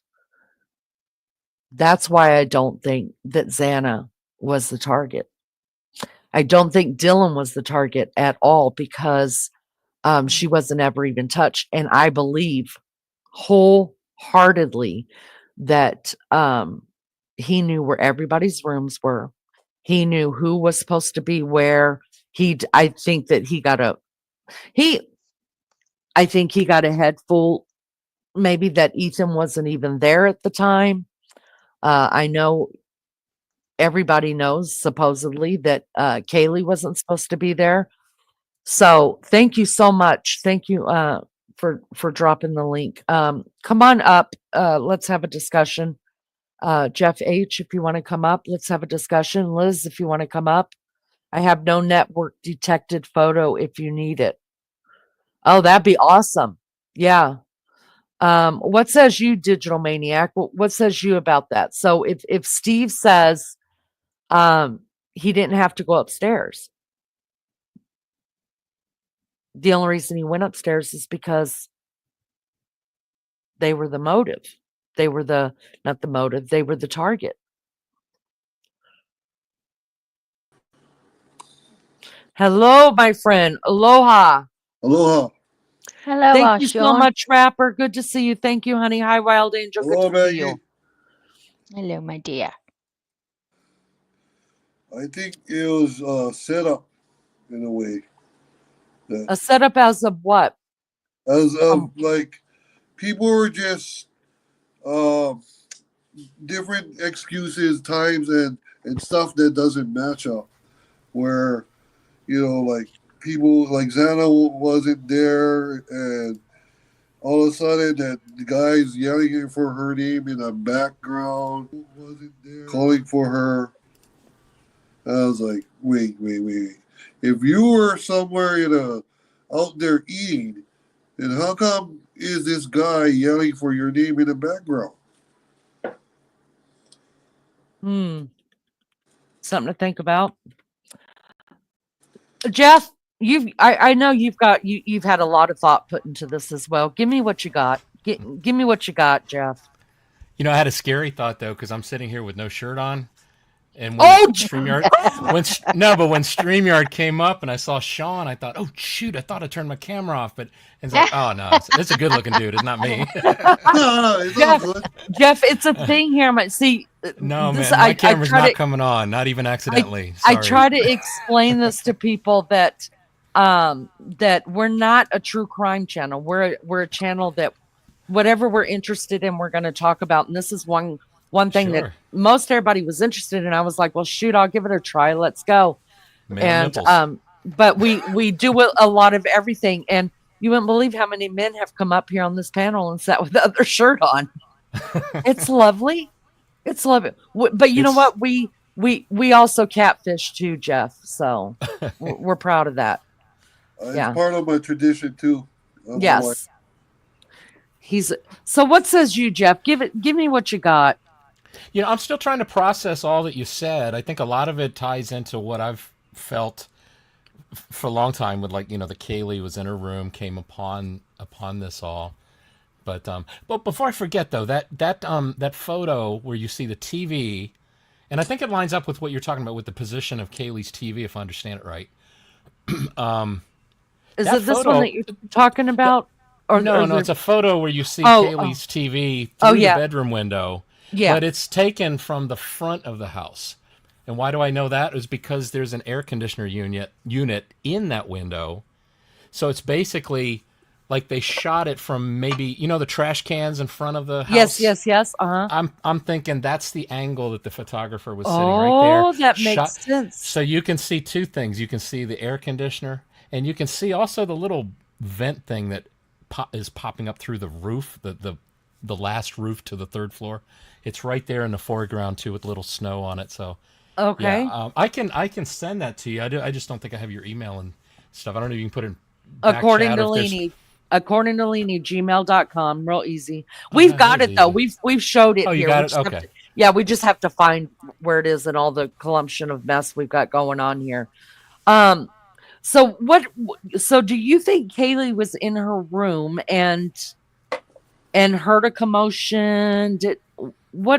I've always thought, and I wish I was, because I was editing the new light bulb camera footage into like a whole bunch of the other Linda Lane footage, trying to put it like in a real-time timeline, so you can hit play and you can watch the real-time clock go at the bottom, and you see this is what's happening on this camera, that's what's happening. Basically like a security guard watching three cameras. Oh, I like it. And the clock. And so that's kind of what I'm working on. So see, I'm not afraid to share my ideas. Somebody else wants to do it, go ahead, do it too. It's not all about stuff. But yeah, no, when I heard from the original PCA that Dylan heard what sounded like Kaylee saying there's someone here, that sounded to me, this is what I imagined. My dog starts barking, and I was like, oh, I know. When he barks like that, when there's someone here. And it's like, hey, there's someone here. And you go check it out. And I think if she came to Maddie's room, either it's happening, it's already happened, or somewhere in between. And she's at Gonsalves, and she sees somebody that looks like they're trying to do harm to Maddie. She's going to jump in like a Gonsalves, like Steve would have taught her, right? And I think that maybe there's a chance she didn't see the knife at first. She just went to try and stop this guy that maybe she thought was going to SA Maddie or something. And again, I go back to my theory that, the K-bar knife handle, you hold it in your hand, the handle is sticking out by your pinky, and you can just take that and hammer nails all day like you were at Home Depot with a regular hammer. And I think the killer was very pissed that his method that he stole from Ted Bundy, knock him out first, then slice him up. That way they're quiet, they don't alert anybody, and you can stay out of the way all that red stuff coming out. I think that was his whole thought process. Just a theory. But anyway, so here he's doing what he's doing to Maddie. It's going along as planned. If he saw into the bedroom window and saw her beginning to be passed out in bed, nobody's in the room with her, I think he's like, this is the time. I'm doing it. I'm going. And I think Kaylee coming into the room would have really pissed him off because that would have thrown off his plan. Because he's not. The idea is to have the jump on them and the surprise attack. Knock them out, and then do what you do with the other end of the knife. So when she came in, I think it surprised the heck out of him. She's got to take a moment to process what she's even seeing. Right. And I think a hammer to the face right away. I mean, have you seen these guys that remember they had these people like in New York City go around and just knock people in the head, knock them out. It was like the knockout challenge or something. It only took one hit there. And I think they were using their fist and they come up behind somebody and just knock them in the head. So again, I think a broken nose obviously comes from a hammer to the nose, but could come from a fist maybe. But I think this killer is not going to risk like ripping his glove, getting bruised. He's probably more than happy to let that hammer go to it because that's already part of the plan. And then long story short, I think when he goes downstairs, my theory is that Ethan's in the bathroom. They've just gotten DoorDash, right? My wife, when we get DoorDash, she says, go wash your hands. I was like, fine. I'm hungry. I want to eat now, but I'm going to the bathroom. They've been drinking, so he's probably going to do more than just wash his hands in the bathroom. Right. He's in the bathroom like John Travolta in Pulp Fiction, right? So I know that's where the imagery is coming from. Xana's on TikTok at 4:12, right? She's texting the words, never forget the foundation in the bathtub, into TikTok. Well, anyway, I guess it's 4:17. We hear a thud on the other camera, so it'd be a little bit after that. But I imagine Xana on her phone hears footsteps coming up behind her, thinks they're Ethan coming back from the bathroom, but they're not. They're the killer. I think he hits her in the head. Same method as Ted Bundy. She falls to the floor, and then the killer hears somebody coming from the bathroom again, just like John Travolta in Pulp Fiction. All he's got to do, if she's knocked to the floor right there by the bedroom door, all he's got to do is take 2 little steps, and he's kind of tucked away in the closet of the bedroom. Ethan comes in, sees Xana on the floor, like, what's going on? You drunk? You really drank a lot. It's okay. I'm going to help you. And he goes down to help Xana stand up or get up off the floor, and then bam, he's hit in the head because the killer is standing right behind him, and he has no clue. I mean, everybody's asking, how does he take on this big Ethan? Ethan's a giant. How does he do it? If you think about it, it's not that hard if you get struck in the head with a hammer and you don't expect it. And then I think that's a great scenario, but hitting there's 2 things I got with that hammer thing. First of all, we know that Xana was one of there were 2 people that had defensive wounds. One we know for sure was Kaylee. How do they know if defensive wounds come after they're already pretty much taken care of?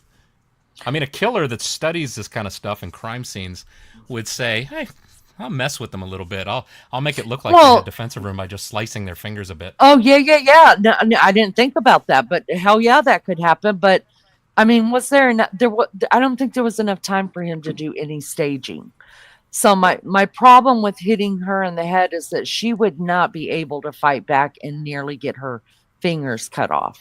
But I guess that's probably the reason I lean towards slicing the fingers after, because I think it is that if he gives them just 5 seconds to fight, they've got time to make sounds and noise and yell and scream, and I think that's the last thing you want. So that's why I really think it was fast. To the head, knock them out, shut them up first. Keep them quiet. That's the basic idea, is what I'm thinking.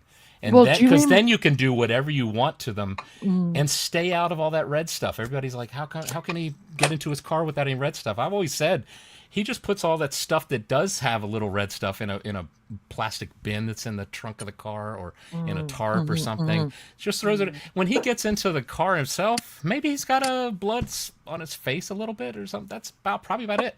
And all he's got to do is just not touch his face as he's driving. He'll be all right. Well, I mean, know? it was 6 weeks before they even got to look at the car. By then, everything's gone, Plenty and we know what a time, cleaner. You know, there. Even if it was a bloodbath in his car, pretty Think sure about he Jody could have Arias. cleaned it. Oh Jody Arias yeah, rented a car, and they Yeah, would there's have had blood. her if the rental car company hadn't cleaned the car after she returned it. And They they would didn't have clean had it like her. Brian was cleaning. Let's face Right? it. Yeah, not forensic cleaning. Yeah, And we exactly. saw the pictures of that. I mean, that was just craziness. But didn't I mean we don't have exactly where I think we can pretty much will figure out wounds, but I remember hearing early on that Ethan was nearly decapitated. And I think that would have shut him up pretty quick. Pretty darn PDQ. I mean, when I say hit him in the head, I don't mean like hit him in the head and then wait for a few minutes. Hit him in the head, and the other end of the knife can be used right away. Right. Mean, Yeah, because you showed us. Yeah. It can be quick. It can Yeah. be very quick. And I'm telling you, that K-bar, I've been meaning for so long to do a video. I just haven't figured out the best way to do Jeff, it. Like, do a with video. what does it do to a coconut? What does it do to a piece of sheet metal? Like different thicknesses. Man, it'd be so Because I know good. when I take that butt end of the knife and just smack it into the palm of my other Yeah. hand, it would be so easy to easily bruise my hand. I'm telling you, when I say it's no different than a hammer from Home Depot, I am thinking of like one of the smaller hammers, not a big ass hammer, but just a hammer that's maybe about like 10 inches long, one of those little ones. That's the hammer that I use around the house. But I'm telling you, you can hammer nails with a K-bar knife. And the reason I even bought the knife was because Tom Van, you've probably seen him in chats all over the place. He's a Marine. I don't go to chats. Former Marine, always a Marine. But Tom is the one who told me that the K-bar knife is very much a hammer on the handle end. He said, as a Marine, they're trained to use it as a tool for tent stakes, for nails, whatever. It's Right. they also train to use it as a weapon if they need to. If they get in close combat and they can't quite get the knife in there, they can use the hammer end of the K-bar. And keep in mind, you know why it's called a K-bar, right? Where the name comes from? It's a kill bar. Kill a bar, kill a bear. That's what apparently the story is, that somebody used this knife Yeah. to My fend dad off said and that kill too. a bear. So Yeah. My I dad mean, said that too. none of these four in this house are bears, are as ferocious as bears.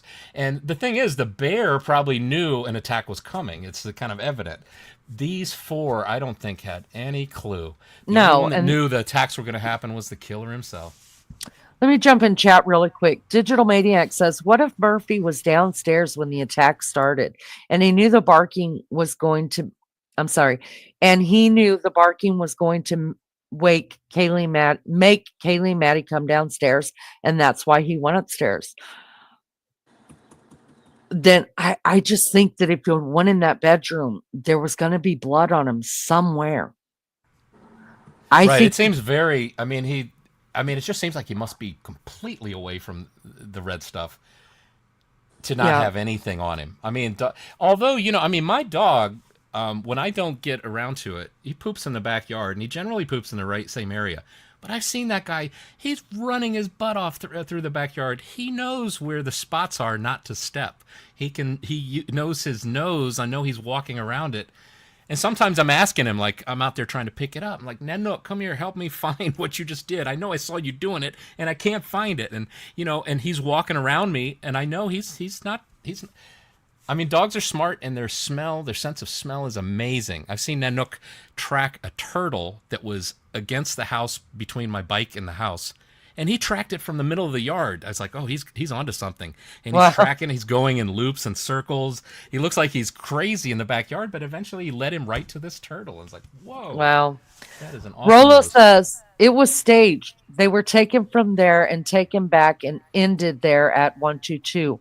All while Brian was said by FBI CSLI phone data said wasn't in the area during 2 to 5 a.m. times of the crime. You know what? Give me some evidence. Give me something. Give me some everything that I have said on this channel, whether it be a theory or a thought or whatever, I have used facts, factual. Yeah, and they all fit together. information. There's a sum, right? There's a sum of all the things that you've checked out, a summation of them all. You add them all together. They all have to fit. If certain things try to come in that don't fit, Yeah, this then doesn't work something's at up, right? all anywhere. This doesn't work in the 911. This doesn't work in the PCA. This doesn't work at all in any of the documents that have been posted online that are coming out of the courts. This doesn't. I mean, I got nothing. So you're gonna have to give me something. Give me something. And And I'm listen, not going to say Rolo's wrong. I mean, he could No, he not could at all, be but onto you- something. But yeah, you gotta gotta kinda give me show it. something. You can't just say it like, the moon's made of cheese. You can't just come and say it and then I'm going to go get my crackers and get on a spaceship and go out to it. No, you got to kind of have bring a little something with it. Right. Give me some kind of fact to go with it. That way I can make it make sense, because right now I can't make that make sense at all. Partially because there's nowhere that says that. There's nowhere that alludes to that could have even happened or would have even happened.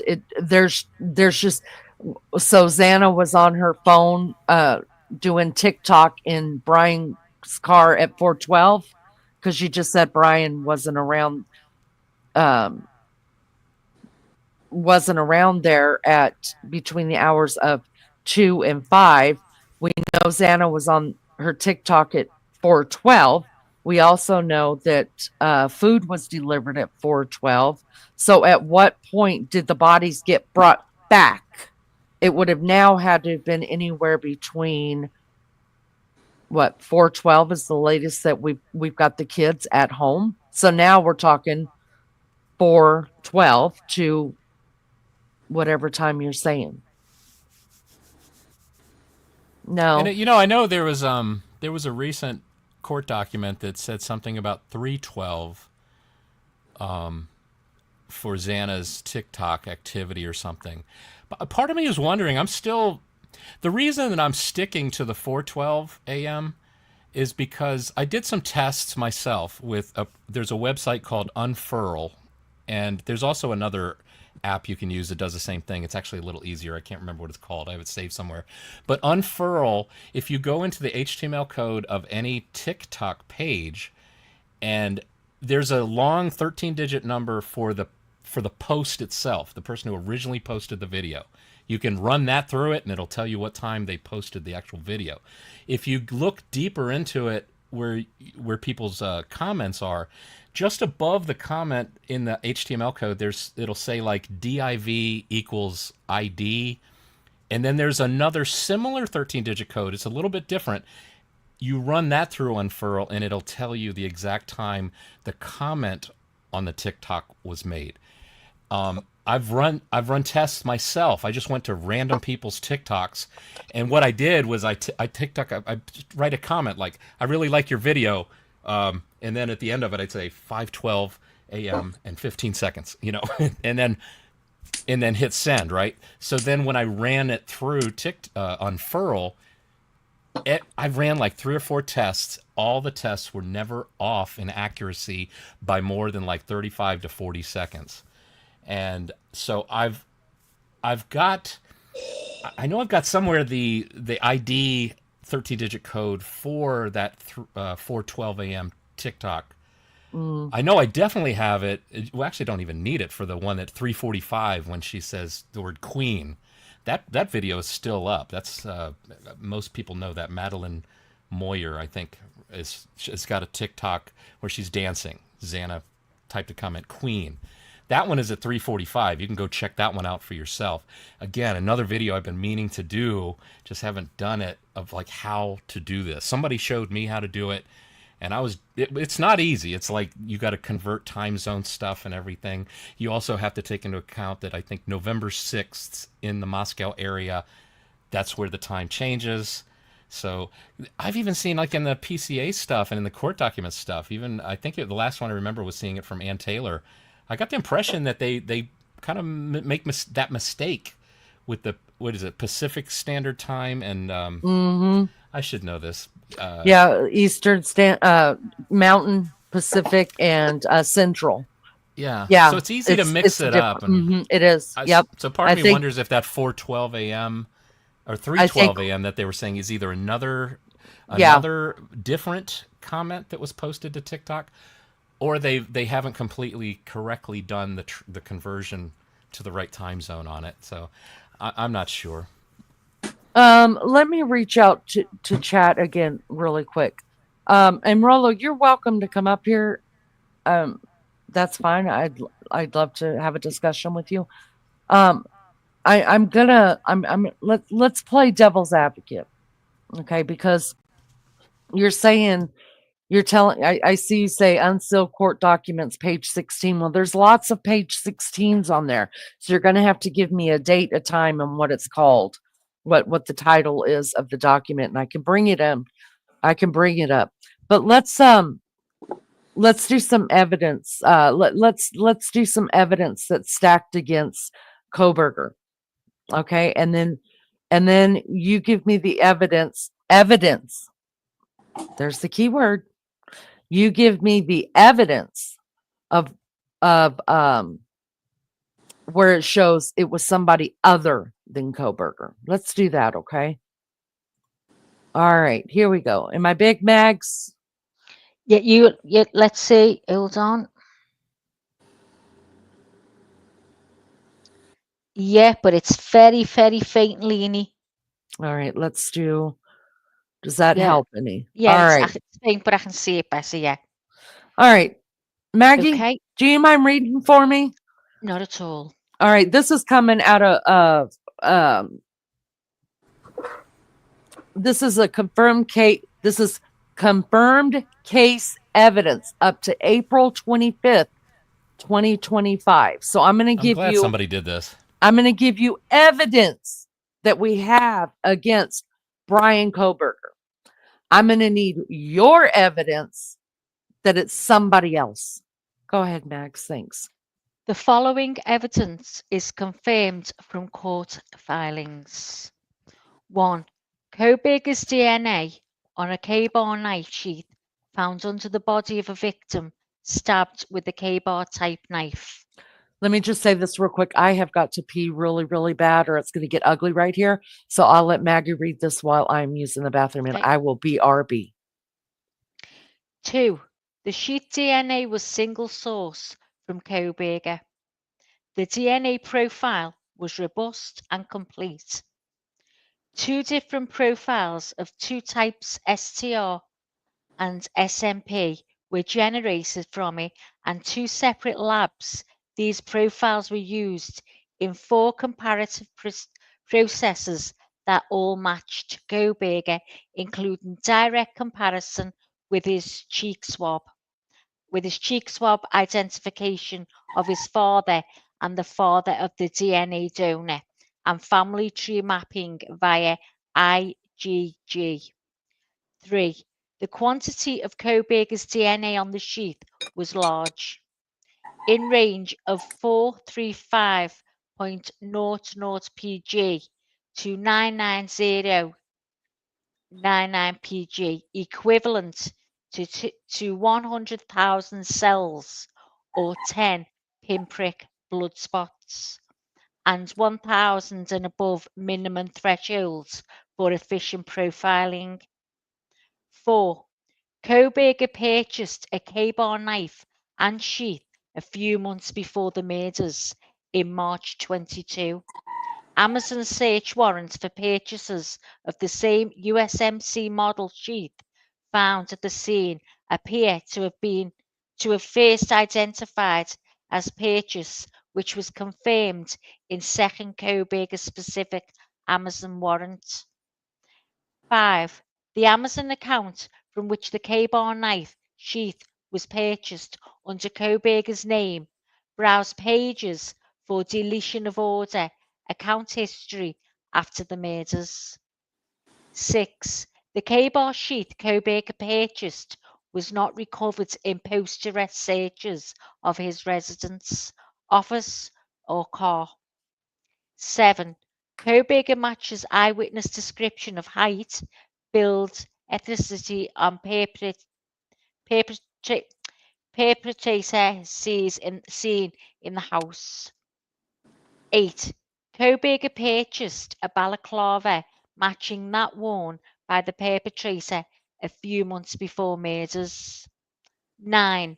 A car matching Kohberger's circled the scene 4 times just before and sped away just after the killings. 10. At least 53 videos were obtained of the suspect's car on November 13, 2022 at 25 locations. 21 of these car videos were close to and at the scene shortly before, during, and just after the murders. 11. Around half the car videos have synchronous phone location movement data of Kohberger's phone. 12. Year, range, model, color of suspect's car, 2011 to 2016, white Elantra, was specified by FBI car ID specialists on November 26th, almost 1 month before Kohberger was first identified as a suspect. 13. Phone data placed Kohberger a short drive from the scene, just south of Moscow, 25 minutes after the murders at 4:48 a.m. 14. Phone data and car location video before and after the murders, placing Kohberger a short drive from the scene at 2:54 a.m. Pullman and 4:48 a.m. south of Moscow, near Blaine, are incompatible with an alibi.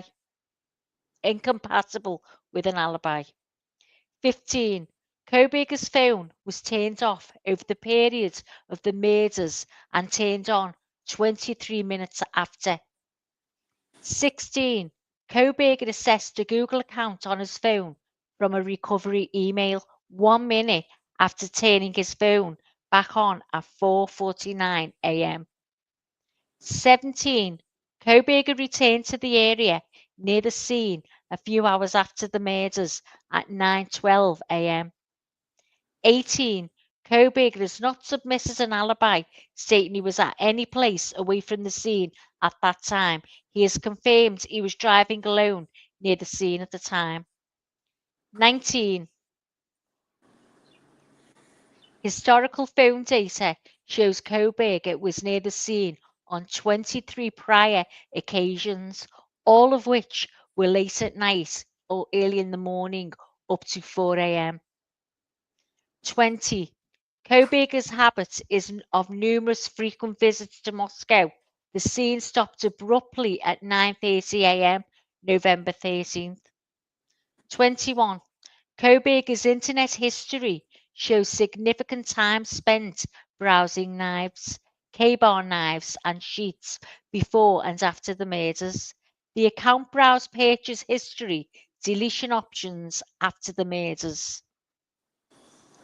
Nothing. Some argue this was browsing by family in the house, albeit the Amazon account searched was associated with BK's email. Browsing of account deletion occurred while Kohberger was in Pullman, not the family home. 22.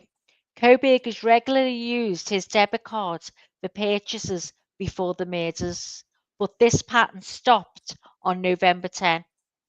Kohberger started using ATM cash withdrawals on the day of the murders, having not used an ATM cash withdrawal previously. 23. There are gaps in Kohberger's WSU computer event logs and system usage logs for the period over November 11 to November 16. Even though I think that's Washington University, was can't is in session was in session over this period. Additional evidence known to exist, but to which all details are not so far public. Latent shoe prints in blood, likely not explanatory, exculpatory, as not mentioned in defense, franked or search warrant. Suppression motions about failure to include exculpatory evidence, size may match Kohberger's, and or pattern matches the shoes he is known to have owned, or size was inconclusive. Additional car videos not yet detailed, such as between Pullman and Moscow after 2:54 a.m. Kohberger's Google account activity from 4:49 a.m. Kohberger's browsing activity generally. Kohberger's video and purchases at Albertsons hours after the murders. Store video of Kohberger denied access to Costco a few hours after murders. Other surveillance videos in days after the murders. The DNA quantity calculated from the concentration in the extraction solution of 0.168 and volume of DNA extraction solution for processing swabs used by SIP Forensic Lab. Total DNA extracted is calculated 168.00 pg. Swabbing transfer efficiency is 20% to 45%, and extraction into swab solution in C 85%, giving range of 435.00 pg to 9990. That's gone dead small. That's good, Max. Thank you. Now, I'm just going to ask this question to Rollo and everybody on panel, everybody in chat. Don't react at once. Welcome, Frank. Let me, that's 23 separate, verified factual evidence against Brian Kohberger. Let me just play devil's advocate and take out all of anything that has to do with phone records, because Rollo, that's the argument that I see from you in chat. I'll just take out all of those. I don't know how many. Let's just say that only gets us down to, out of 33, let's say 7. That's God's perfect number. Let's just say there's only 7 factual evidence keys against Brian Kohberger being the perpetrator of this crime. Does it negate? Does all of those things go away, negate the fact that there are 7 things that you, nor I, nor anybody else that points straight to Kohberger being the perpetrator of this, negates the fact that he actually committed this crime? Do I feel a mock trial coming up? Well, we've been doing it every week since Wednesday. What says you, Frank? Frank, have you met everybody on panel? This is Sean, Max, and this is Jeff. This is Frank. Good to see you again, Frank. Been too long. It's been too long. How are you doing? Good, great man. Great man. Good to see you. Give us what you got, Frank. I got a lot. Well, let me do this real quick. Rollo says, if there was really any proof of the purchase of the K-bar knife, why didn't they mention it before, and why didn't they give the exact date of the purchase? They don't have to. Listen, the PCA, you've just got to put, first of all, it's none of our business, really. We're not in the courtroom. We're not being charged with this. It's not our family member. We're not trying the case. We're not defending the case. We're nobody's out here. We're just running a YouTube channel. So they owe us nothing. Okay. And second of all they have to put in the PCA is just enough evidence. They have to put everything they know and everything they can prove. They need just enough to bring charges against him. And that's what they got. Now give it to Isn't- me, Frank. Isn't it really simple? Well, I mean, what is the probable cause? Are you asking me what's in it or what is it? No, just in general, what is it? Just to add A up. probable cause is just to put enough in writing to the courts, to a judge, to get a warrant for his arrest for this crime, or anybody's arrest for a crime that they are believed to have committed. Exactly. So, per definition, probable cause means, well, it literally says already what it is, right? So, Right. a detective, for example, already feels that he has either a probable suspicion or a probable cause to sign. First of all, he needs to do an affidavit, and then he sends it to a judge, and the judge finds it valid enough, and then it adds all together. Right. So my question is, even if we took everything out, even though you didn't know that he purchased a K-bar knife or the exact date or anything like that, does that negate the fact that there are at least 7? I'm giving him 7. I think that's a lot. Given 7 reasons as to why Kohberger is the perpetrator of this crime. Does it negate the DNA that they have? Jeff, what says you? I mean, we can sit here all day long and say, oh, nobody knows about the timeline. Nobody knows about this. Nobody knows about that. But it doesn't negate the fact that there's DNA from Brian Kohberger on a sheath that was found next to a dead body. End of story. Can we make this a little bit clearer? At least for me, I'm pretty sure the gentleman on here and the lovely British. Oh no, you're Irish, aren't you? I'm not sure. Anyways, can you make it a little bit more clearer so we have 7 points? Well, actually, there are. Maggie just read off 33 factual bits of evidence that they have pointing towards Brian Kohberger being the perpetrator of these crimes. People argue with some of the evidence that they have against him, like when he turned off his phone, when he turned on his phone. Was he near Pullman or wasn't he near Pullman? What exactly, all this. So I'm saying, let's just take that argument out of the way. We'll just act like we don't even have that evidence. That's what I'm saying. So we'll just take 7 of the 33 factual pieces of evidence that we have of Kohberger being the perpetrator of this crime. We'll just take 7 of them. Number 1 being that there's DNA on a knife sheath next to a dead body that belonged to Brian Kohberger. Isn't that enough? I mean, isn't that a boom moment? Isn't that enough?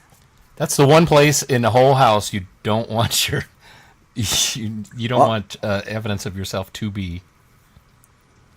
Well, see, people can argue, that the house is a party house, and therefore, there's a lot of sex, a lot of DNA that is being distributed, and therefore they are making that argument.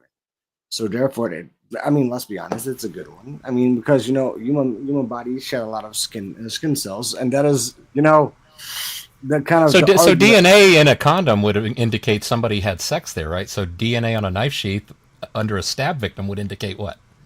No, I'm just saying it's laying on a bed, and the bed, is stuffy. It can be muffy. It can be whatever, and therefore a defense attorney would argue such a thing. It's contaminated DNA, and therefore their client is innocent. It also depends on where that DNA gets found, right? Do you know where the DNA is found, Frank? Do you know anything about this crime? I have no clue. I profiled the entire guy, but I wouldn't have a clue where this guy is coming from. Don't know anything. Okay. Let me ask Rollo this. If it was a court hearing, unsealed documents, read page 16, closed hearing, unsealed documents. All right, let's just say that Rollo, this is why I need you up here, because you're just typing and I'm talking. But here's the deal. let's just say Payne got up there and said, no, the FBI didn't do this, blah, blah, blah, didn't do this, didn't do that. That still doesn't negate the fact that Brian Kohberger's DNA is found on a knife sheath. It doesn't matter how you spin it, who told who what, who didn't tell who what. That it doesn't matter. It was tested. It's his DNA. Okay. And if you start talking about how it got there, because it seems like a lot of times that conversation is avoided completely by saying, well, it's a touch DNA, it's a trace DNA, they don't really, sometimes they don't go down the road of like, let's just talk about how it could have gotten there. And I think it's easy to come up with how it got there. It's not that difficult. I mean, I can't. If it was harder, I'd say I don't know. I can't give you the DNA on this one, man. I don't know. It could. It's a movable object, right? It could have, but yet he can move objects as well as anybody, right? And exactly. But see, that is the entire point.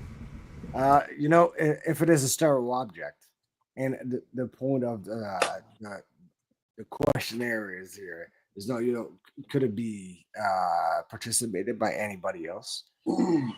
Sure, but that goes in like deep complicity and saying somebody else picked it up, and he didn't stab them, but he left that knife sheath out there. But sure, and that deep complicity is right there because people like to go into nitty gritty, right? And go like, that object is totally wiped clean, and the only thing between the button sheath is his DNA. Conspiracy. I mean, let's be honest. How realistic is that? Does that cause reasonable doubt? I don't think so.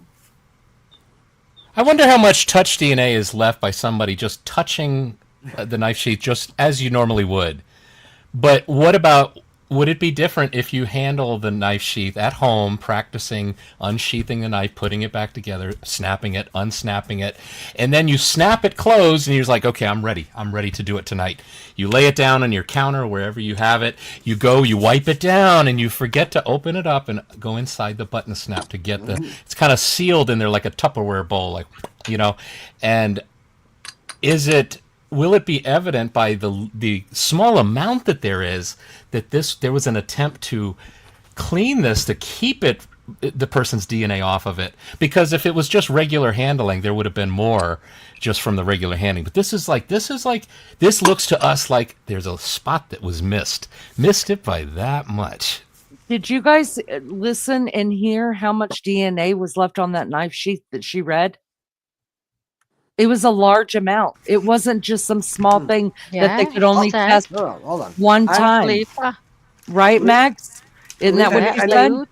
Lena, that made it more clear because I was unsure of how much was left. Yeah, they said it was. What's the fascinating part about S&T and S&P profiles? SGR is a polymer chain. So the polymer chain means that it's a bigger molecule. So it gets expanded, essentially. That's the most fascinating thing about DNA, because I can't fucking. Oh, sorry for cussing. Oh, I'm on Lena's show, so you're okay. But the fascinating thing is, it's not the amount that is found; it is the amount they can zoom in, because that is a percentage that you hear. It's not the amount that they find. Yes, but here's my point to that. There was enough DNA on that knife sheath that if the defense wanted their own testing done, which I'm sure they did, they went and did it. Is the defense at all saying, y'all, I'm so sorry, but that is not Brian Kohberger's DNA on that knife sheath? Hell no, they're not saying it. But that is the defense, their argument, always to attack the investigation. That is their main preliminary source to defend. It always goes to constitutional rights, yada yada yada, this and that. Who gives a shit?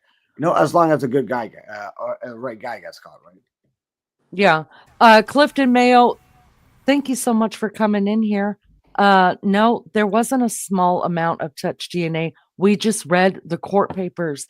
There was enough DNA left on the knife sheath where the defense and the prosecution could have their own testing done on it. And they did. and they did. Rolo, I'm going to go pull that up really quick. But like I said, even if it says, I'll pull it up because, I mean, that's your argument. It still doesn't negate the fact that Brian Kohberger's DNA was on the knife sheath. Because that's incriminating, you know. And Jeff, you can, I think we talked a ton of times about this. Let's say that his DNA was found on somewhere else than a button sheet, right? Mm-hmm. Then it would be a totally different argument. Right. I think I remember we would say, like, if it was found on a coffee cup, then that means he was over for tea, you know. But this is on a knife sheath under a stab victim, with wounds that most likely will be able to be proven to be K-bar knife. So, but on a thing that need to be interacted with. Yeah. Why? You know, if he's got no connection whatsoever with his DNA is in the worst place it could possibly be. Now I can see, you know, when people start going down the roads of like, oh well, it must be a setup, conspiracy. Maybe they put it there. You know, it's like how do you? I don't know. I don't buy that. Why him? Why not? Yeah, you know, many people point out, why not somebody else? It would have been so much easier to just, you know, have people believe that it was them, and then it'd be one of those awful cases. I actually got to edit a story for Nightline one time, just once, only one opportunity, and it was about a guy who he was convicted of a murder or something and spent like 20 some years in jail before they found out he was innocent and got out. So, you know, it's just like those types of things unfortunately do happen, but they could have picked anybody else that would have lined up that kind of a situation for them. No problem. If the LE, I hate to hear so many people that just hate law enforcement, especially Moscow.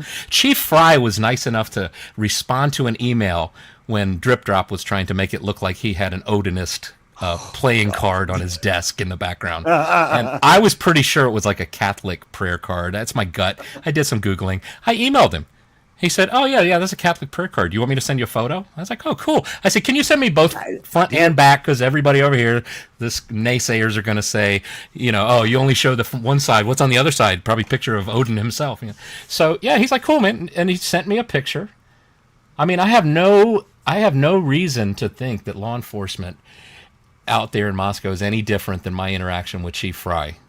Sorry, Chief, I couldn't have voted for you if I had lived there. I would have, but, you know. He's too nice, isn't he? I mean, I talked he's a nice guy. Yeah, he really is. I talked to him too. I also talked to Payne before the gag. Oh yeah. Remember you I was watching when you called him. Yeah. And those people are fucking awesome. Really, they are. They're so open because, you know, it's a different environment. They don't know anything about YouTube. They don't know anything about the YouTube drama and stuff. They just do their jobs and they're really social. And I'm sure these officers, like FBI, Moscow, Pullman, Indiana, Pennsylvania, I'm sure all of them or most of them have teenage daughters and sons that they can imagine what they would be feeling if something like this happened to their kids, and they know that it's very well possible because this is just like Steve Gonsalves has said. You know, they were doing everything right, and then just evil came upon them. You know, you can't be prepared for something like this. It just, when somebody's, you know, out to do something like this. Can I just jump in right here really quick? Rolo, I went and looked it up. You're giving me the date, January 23rd, 2025 at 9 a.m. That's not when it was released because there's only one thing that was released that day, and it was not that transcript. So I need to know what date it is released on the court documents, from the court documents to find it. There's so many of them that there's no way I can find what you're talking about. So tell me what date I'll find it on the state of Idaho versus Brian C. Kohberger court documents, and I can pull it up. Please. I know it's page 16. I know that's the date of the hearing, but that's not what I'm looking at when the documents dropped into his file. So I'm looking at that. Unsealed closing hearing transcripts. On what date? What date did they drop it? What day did they unseal it? It wasn't the 20, whatever you said up there. But Aline, you said that you were gonna be devil's advocate. Can I be the more devil's Sure, advocate? go ahead. All right, folks. What about Brian his DNA not being performed by the right test? What about the well, technically, in all the states that you guys have, the SDR is unqualified entity, so they have their own own testing that they satisfy with. So we already have Alpha that can make it maybe a huge argument. Well, technically not anymore, right? Because that's kind of being thrown out of the window because it's a tip. But what about the certainties of that DNA profiling? What do you guys think? How accurate can it be?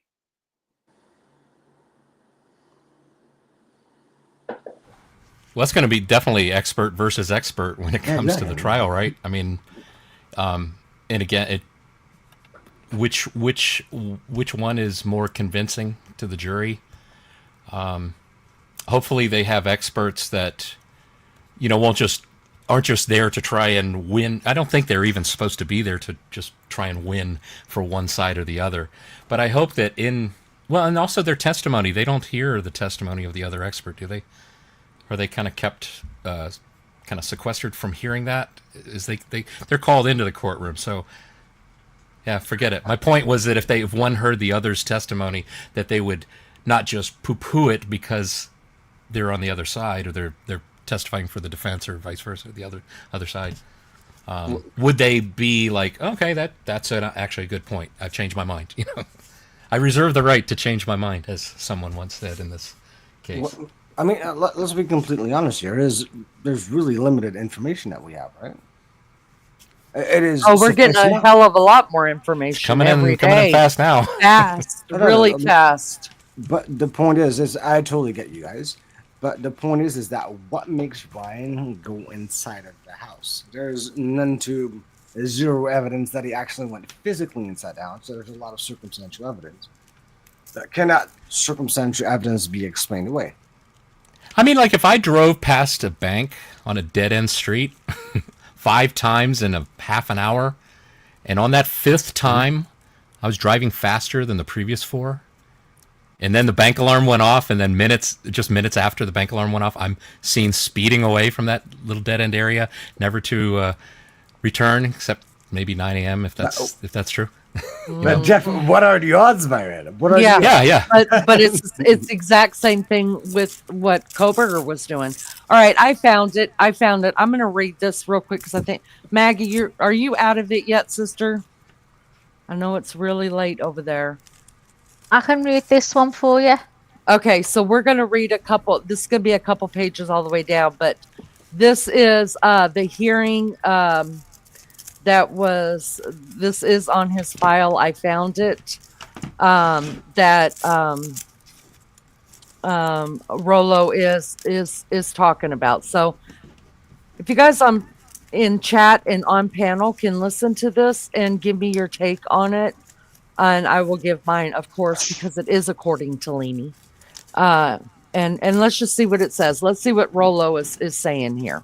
All right, go ahead, Mags. Direct examination by Miss Taylor. Q. Good morning. A. Good morning, ma'am. Will you state your full name, please? Brett Payne. How is that last name spelled? Payne. What do you do for a living? I'm the detective corporal at Moscow PD currently. How long have you been at Moscow Police Department? Almost 7 years now. Prior to Moscow Police Department, did you have law enforcement experience? Yes, ma'am. What was that? I was in the military police corps, the US Army, for 3 years prior to coming to Moscow PD. Are you post-certified? Yes, ma'am. In the course of your responsibilities with Moscow Police, were you handling an investigation involving homicides at 1122 King Road? Yes, ma'am. What was your role? I was assigned lead detective after about the first 24 hours in that case. And does that mean that you have responsibility for the case and evidence? Yes, ma'am. Okay. As such, did you participate in a search for a suspect? Yes, ma'am. And when was the first time you heard Brian Kohberger's name? The first time I heard Brian Kohberger's name was December 19th, 2022. And what was that a result of? That was a result of investigative genetic genealogy that was being undertaken by the FBI. We had a phone call that evening and we were told Brian Kohberger's name. And therefore, Mr. Kohberger was not on your radar? No, ma'am.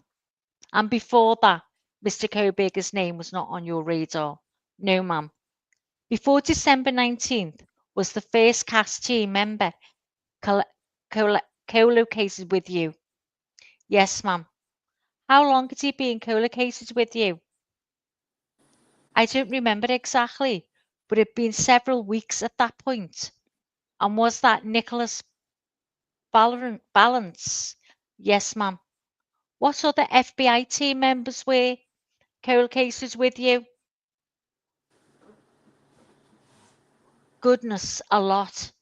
We had technical assistants Mary Tyndall, S.A. Jacobson, and numerous other FBI special agents that were there to assist.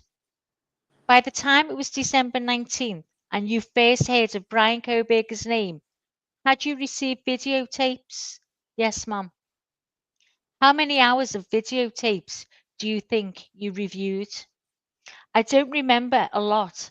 I can't give you an accurate representation. In those videotapes, did you focus on any particular one that would have interest to you? Yes, ma'am. In particular, would be are you talking about addresses? That way, how would you like me to refer to them? How you nicknamed the cameras? So, the first one was from 112 King Road. It was a surveillance camera, an exterior surveillance camera on a house that was immediately to the northeast of 1122 King Road. There was some footage from a Linda Lane camera. I forgot the address at the top of my head. There was footage from an AW, which is at the corner of Lauder and South Main, or Highway 95. There was footage from an address on Indian Hills. There was also footage from a Ridge Road camera. And that's how we referred to them, was basically by those names. With those references in mind and keeping December 19th in mind, which of those cameras were your focus before you learned of Brian Kohberger's name? I would say all of them would have importance before that. And it was later that other cameras became important. Is that right? Those were the main ones we relied upon, the vehicles in particular. Is that what those were? I'm going to return that in just a minute, but I want to talk to you about interviews. Did you interview any people in relation to the case before December 19th? Yes, ma'am. And did other officers interview people? Yes, ma'am. Were some of these people the roommates of the people of 1122 King? Yes, ma'am. Did you review other officers' work as well? Yes, ma'am. Did you have regular meetings with other officers about the statuses of the investigation? Yes, ma'am. Did you have any role in deciding to pursue investigative genetic genealogy? Yes, Mum. It was a collaborative decision amongst the command team to go that route. But yes, I was a part of that. Were you part of the discussions during the process of the identification? Yes, Mum. Were you aware that Othram Laboratories began the work on the investigative genetic genealogy? Yes, Mum. What kind of information did you receive from Othram Laboratories? I don't remember what was received from Othram directly. I know they were conducting their specific type of work. I don't remember exactly what they provided to us. Did you receive some documents from them? Yes, ma'am. Okay. Do you know how many documents you received from them? I do not. Was it one time or more than one time? I don't remember. Were you part of the discussion to take the work from Othram and go to the FBI? Yes, ma'am. Why was that? Why was that decision made?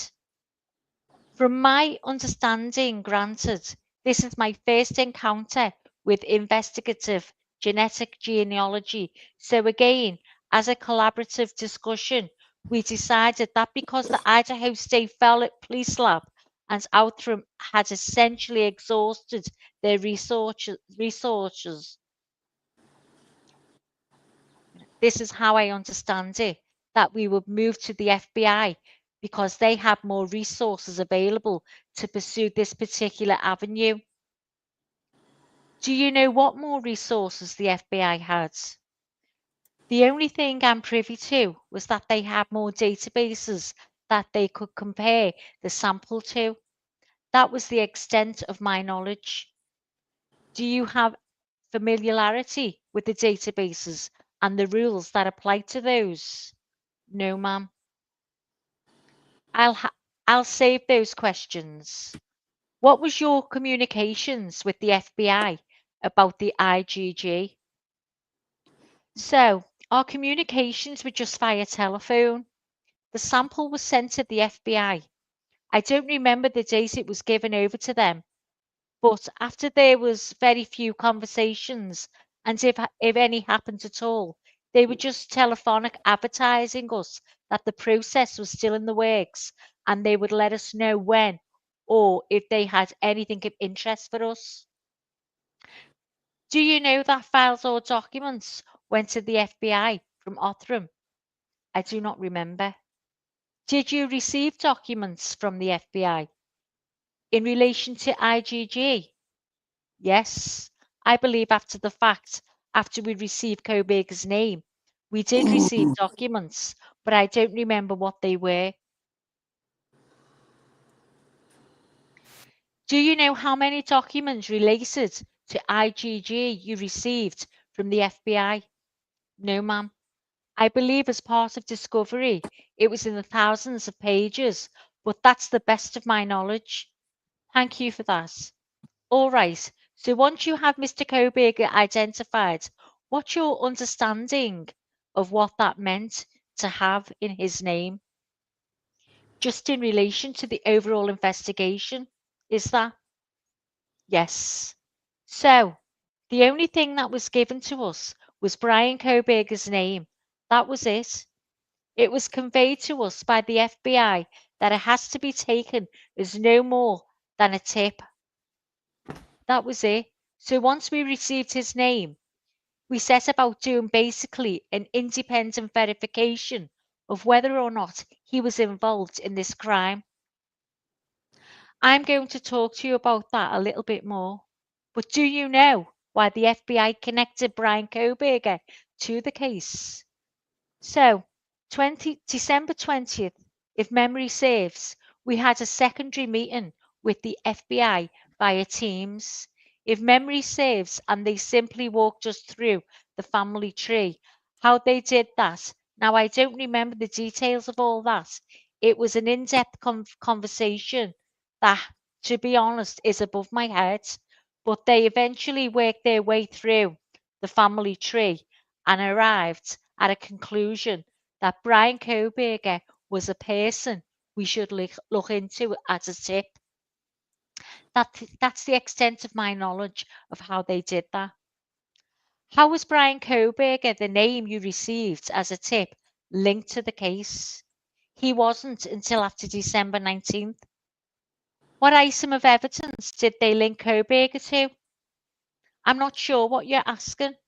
As far as before December 19th, is that what you're referring to? Yeah. We didn't have one at that point. Why did you become interested in learning the identity of Brian Kohberger? Not quite sure. No. Not quite sure. I understand your question. We were interested. Not quite sure I understand your question. We were interested in anyone who would have been involved in this. The DNA from the knife sheath was obviously the only thing we thought was a very strong piece of evidence in this case. So it was that particular piece that we pursued as a potential avenue of identifying a suspect. Is it your understanding that the FBI's work said that it was Brian Kohberger's DNA on the sheath? That is not my understanding. What is your understanding? My understanding is that the FBI concluded that Brian Kohberger was a possible source of DNA that we should look into. They did not, to my knowledge, at any point say Brian Kohberger's DNA is on the knife sheath. That was never conveyed to me. On December 20th, when that happened, when he's somebody you should look into, what did you do? We had already started looking into him from the previous evening. So that day, December 20th, we began going through basically our sort of standard investigative procedures that we have been doing throughout the investigation for various leads, to include basic DMV searches, NCI offline returns, and NCIC searches. We had a database called TLO, which is a credit-based search we use to find basic information. So we started doing all those things, looking for information on Mr. Kohberger. And what you found is that he didn't have a criminal history. Is that right? Correct. Talk to me about going to Pennsylvania for the trash pull. Well, I was not in Pennsylvania for the trash pull. I'll ask somebody else then later. All right. So after you received Brian Kohberger's name, and he hasn't been on your radar at all before, is that right? Correct. All right. You were pursued interviews and surveillance video. Had you pursued evidence found inside the scene at 1122 King? Yes, ma'am. What efforts did you make to pursue unknown male? You have to be more specific. I don't remember exactly where unknown male B come from. If I told you the lab report showed unknown male B came from blood spot on the handrail going between the second and the first floor, does that help you jog your memory? Yes, ma'am. Why did you not pursue that person? At that point in time, we had already received Mr. Kohberger's name, and from what my understanding was, entering another DNA profile into CODIS would remove the previous one we have from the night sheath. So if memory serves, the discussion was, well, we'll hold off. We'll stay with this one from the knife sheath. If we need to, we can address the unknown male B at a later time. I want to make sure I understand your testimony. Were you not aware of unknown male B until after December 19th, when you knew Brian Kohberger's name? No, ma'am. I was aware of that before, yes. How about unknown male D? Again, you're going to have to be more specific. If I told you unknown male D's came from a lab report from a sample of blood on some gloves outside the house, does that refresh your memory? Yes, ma'am, it does. You're aware of that too? Yes, ma'am. I want to back up and talk about the affidavits. I think you told me in a prior hearing that you were the person that wrote Exhibit A, or the affidavit in support of the search warrants when it came to looking for things about Brian Kohberger. Did did I understand that right? Yes, ma'am. And that affidavit, when you began, was that one about December 23rd to get records? As far as when I started writing the affidavit is that what you're referring to? The first search warrant that applied to Brian Kohberger? I believe it was December 23rd, yes. When did you begin writing that affidavit? I began writing that affidavit long before that. It had been a running affidavit because at the beginning of it, there's the walkthrough of the crime scene. There's numerous things. It was a living document, so we just add information to it. I'd say that document started at, I don't know, I couldn't give an exact date, a couple of weeks prior to that, even before we knew Mr. Kohberger's name. Help me Okay. understand. We could stop right there because that's going into the affidavit now and away from what Moto was saying. And I Okay. want to jump into chat. Thank you, Maggie, so much for reading that for me. Let me go back up here real quick. Blah, blah, blah, blah, blah, blah. Thank you so much, Lunch Lady, for dropping links. I appreciate it.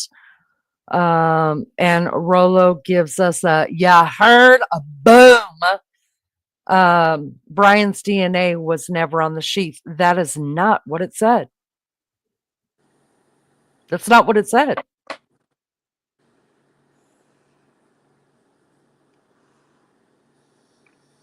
Hi, Linda. Thank you for being here. Let me finish reading what he said, and then I'll go back and read that part because it didn't say that. It said that the FBI didn't give him the information of. Well, let me finish reading this. They only gave his name as a tip as a person of interest to look into. They pulled the trash and used his DNA from the trash to compare the DNA from his dad's. Pulled from his dad's trash bag. That's why they gave us all the bullshit about him wearing gloves, separating trash and supposedly tossing it into the neighbor's bin. All that came from PA corrupt state prosecutor Michael whoever. Yes, Rolo, that it was a tip.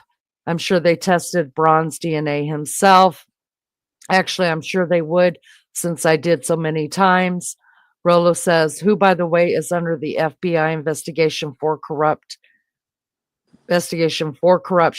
him and his wife, the Honorable Judge Colleen. I don't understand the name, not even gonna try it. They tested Brian himself. If it's what the FBI does. It was a tip not verified as DNA proof that DNA was on the sheath. That's exactly what it says. No, it's not. Never led him to believe his DNA was on the knife sheath. That's what the FBI says. That's the FBI never led him to believe that, but the FBI wasn't the one testing it. The clinic was. That lab was doing it. What says you, panel? Before I pull it back up and read it, I want to check in with everybody. It's okay, Jeff. Thank you. To be honest, I haven't taken all that in with reading Yeah. it, so I'm a little bit back at the minute. But yeah, carry on. Yeah. I'm enjoying. Yeah, that's why I have to. I'm so glad that you do the reading because even though it's still hard for me, I have to still go back. That's why I spend so much time doing it. But I have to really just sit there and read it and understand the wording of what it says because I think the wording here has got jumbled up. Because it absolutely does say that the FBI did not give him that tip or whatever. What did he just say? Never led him to believe they're right. Why would the FBI lead him to believe that? That's fraud. It doesn't say anything about that the DNA that they got from the knife sheath didn't really happen. It's just saying the FBI didn't give them that. FBI has to start with the tip. They don't pull rabbits out of their asses.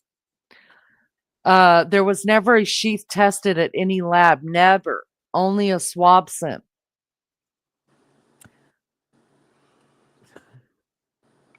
So in other words, you're saying what are you trying to get at, Rolo? What are you trying to get at? Are you trying to get me to believe there was never a knife sheath? Are you trying to get me to believe that there was never any DNA? Are you trying to get me to believe that they got Brian Kohberger's DNA somewhere else? And they planned, I don't know, where are you trying to take me to?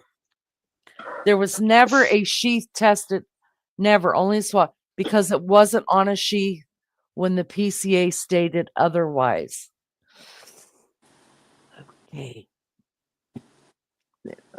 Okay. Listen, I can't, let's see.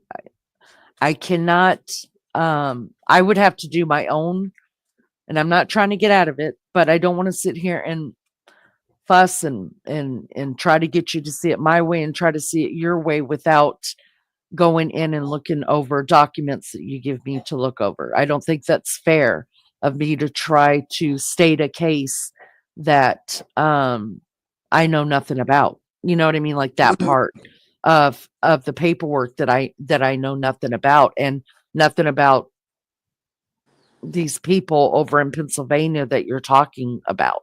I mean, how am I going to speak on that when I know nothing about it? So I'm not even going to try. The only thing I can speak on is what I had planned for this live, which is what we started with, and then it just went awry. There's no one to verify they did the testing. I'm just going to ask you this. Just like I just said, I can't say you're right or you're wrong because I haven't done my own research on it, which is what I plan to do. But this is what I'm going to ask you. Do you honestly think for one little iota of a second that you know everything about this case in and out?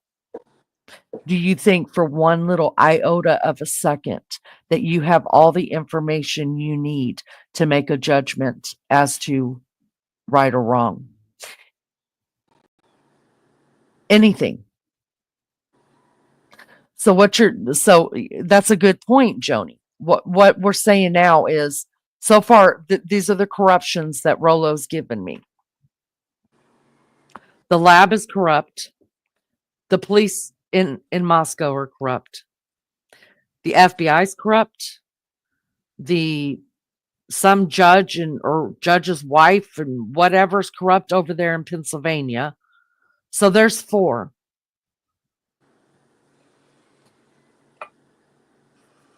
Can I say something? Absolutely. As a hunter, I know that sometimes, when you're hunting wild game, you do get cut in your fingers and stuff like that. Like I hunt wild boars with my knife, and we don't wash our knife sheaths at all. Mm-hmm.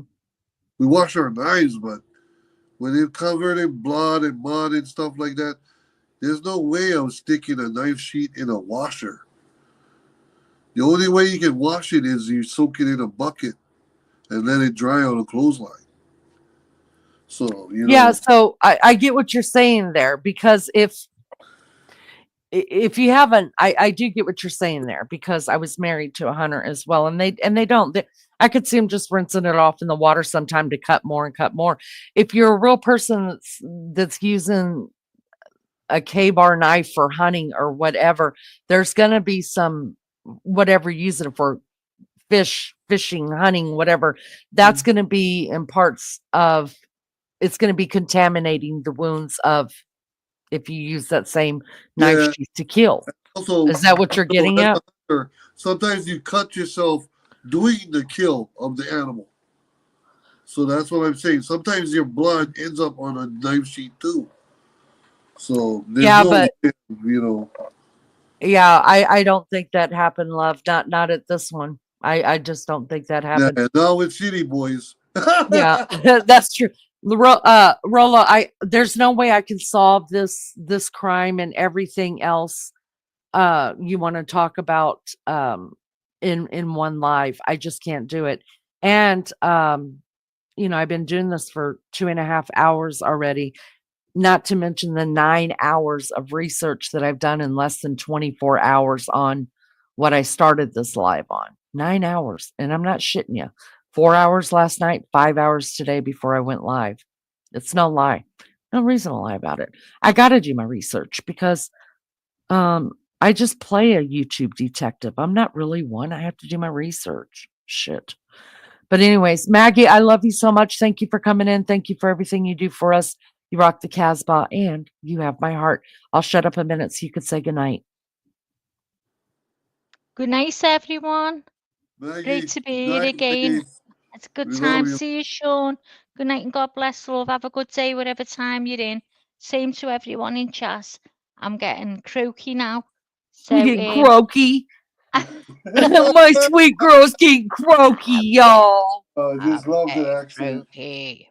So, love you all, and I'll see you next week for I love you so Kohberger much, Wednesday. Mags. Good night and God bless, Lee. Sue and Grace. Keep it up. Good night, everyone. Bye. Thanks, Bye, JP, Mags. Lunchy, Lizzo, everyone. Joni and B. Good night, everyone. Bye-bye. Sweet Maggie. No, Rolla, I would love to look into it. And I just can't, we're not going to solve the whole thing or even get on the same page in one live. And you know that. I mean, you've got a channel and you know that. So, I mean, if you give me something to look at, and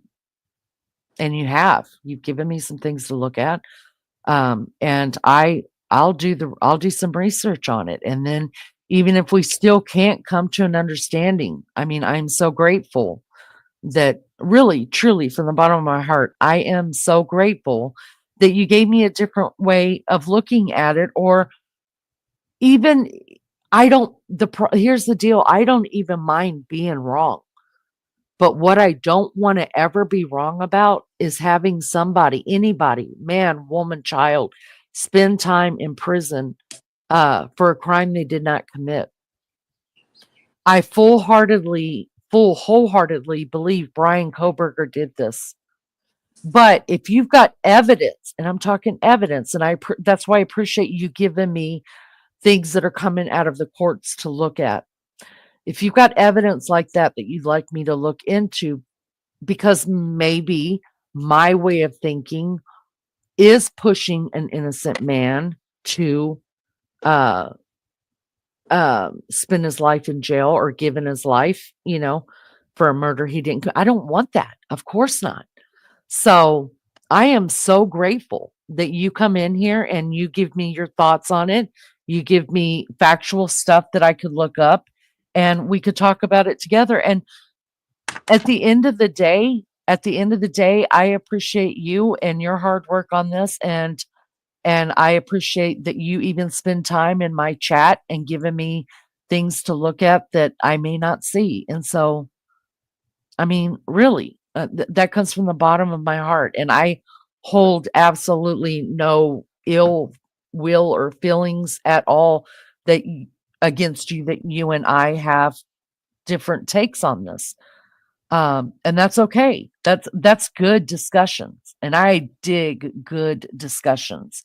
Nobody ever has to agree with me on anything. Just give me a good, respectful discussion, fact-based. And I love it. I love it. Maggie made this for me. Let me just put it up here for you guys. Hold on. I'm going to get it. Hold on.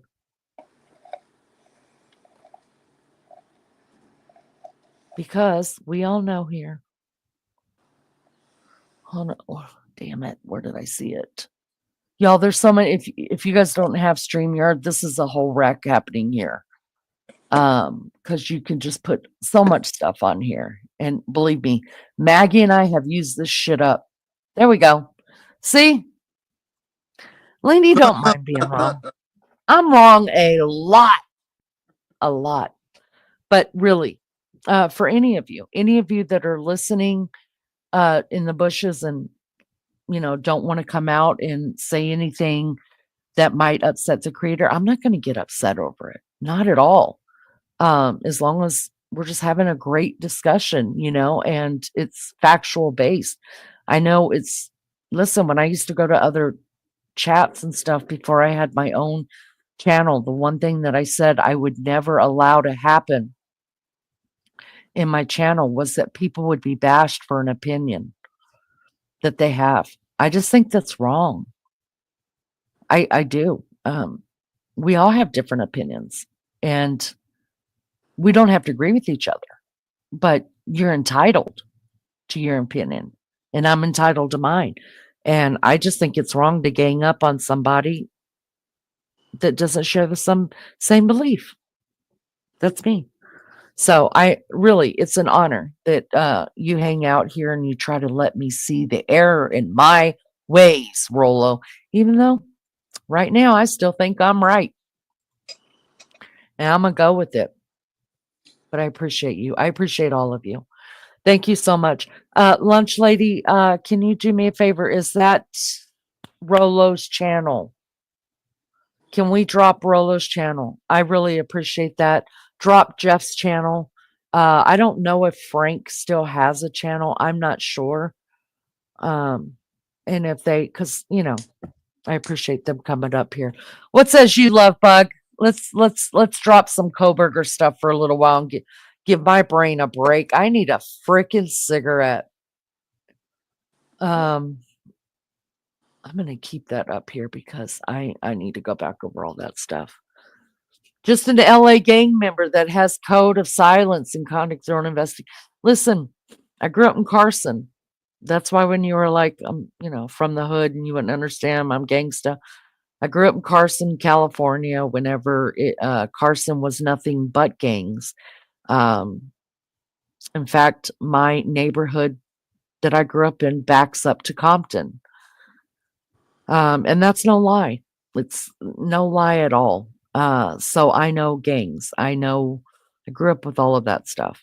Thank God I got out alive. So you're not offensive to me whatsoever. Not at all. Excuse me. I'm sorry. How are you doing, Love Bug? I'm doing good.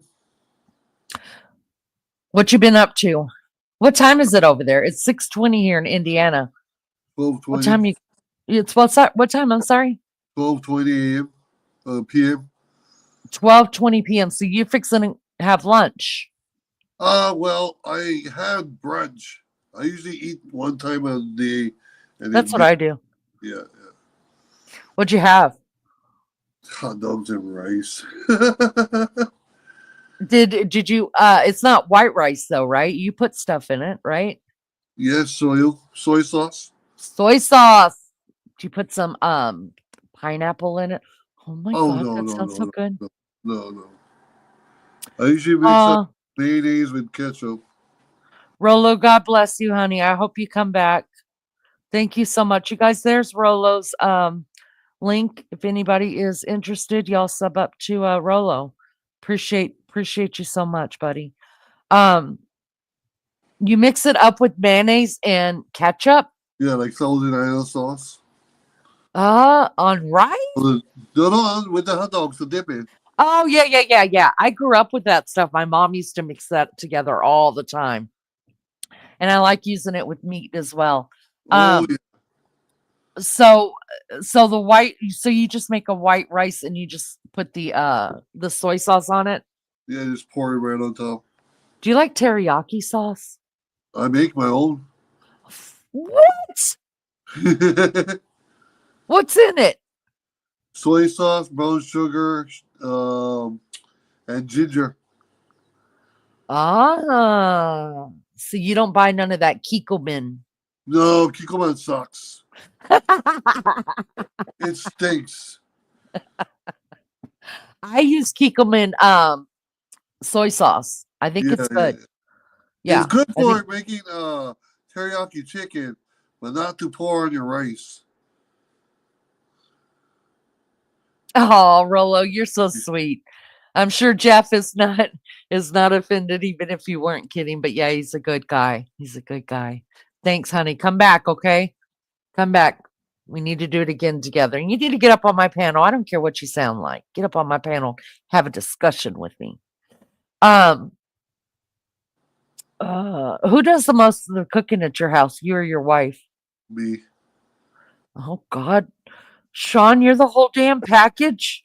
Yeah, because my wife doesn't really have the culinary background.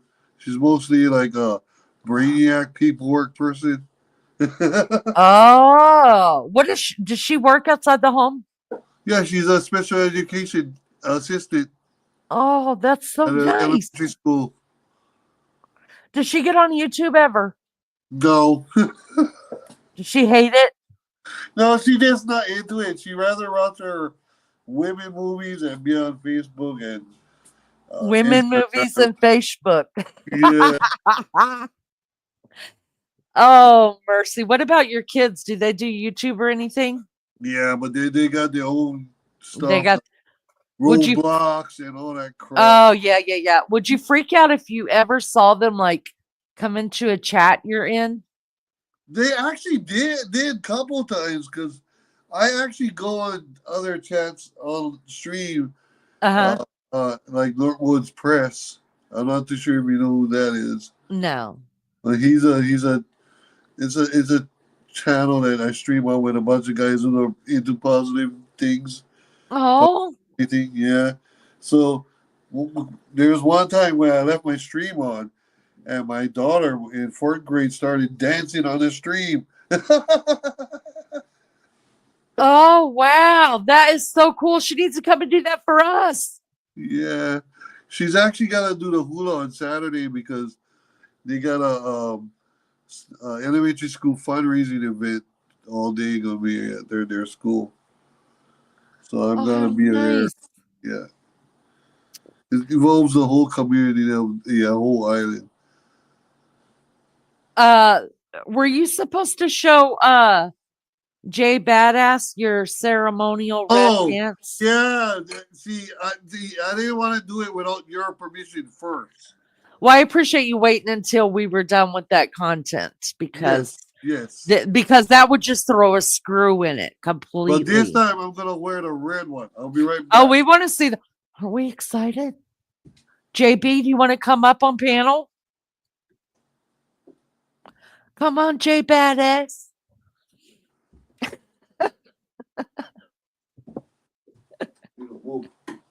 Y'all, we love Sean. We absolutely love Sean.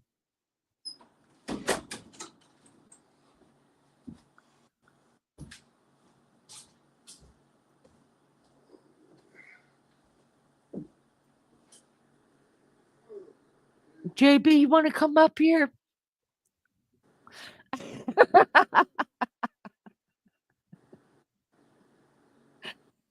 Hi, Wild Angel. You want to come up here and talk to Sean? He's got a real treat for us coming up. Oh my gosh. Let me some Sean. Sean's my man now. My YouTube man. Maggie's turning over, punching the pillow, thinking it's my face for me saying that Sean's my man and not hers. Oh my goodness.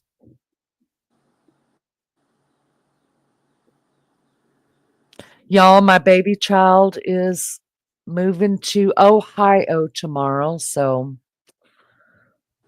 yeah, kind of bummed. But at least he'll only be an hour and a half away, so hopefully I'll get to see him a little more than what I did last year. His girlfriend is staying in Indy, so last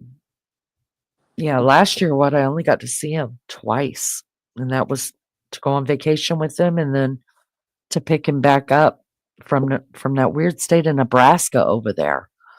But he's interning for the same company in their location in Ohio starting Monday. So he moves down there tomorrow. We'll be taking him over there, not down there. I always think everybody's down underneath me. But I'm kind of bummed just because I'm so used to him being an arm's length from me of something, and nothing has ever happened. I've never had to go and rescue him, but it's good to be able to do that if I need to. So I kind of feel like he's going far, far away. You did a 9-hour live, really? I used to like Rolos before I was diabetic. Now I eat them. Let me get this off the stream. Hold on, hold on, hold on. Oh my God. Wow, wow. Hold on, Sean. Hold that thought.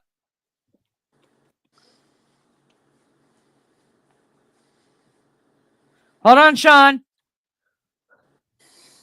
Damn it. Hold on.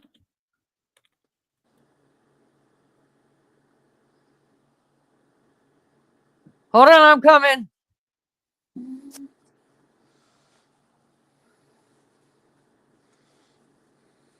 Hold on.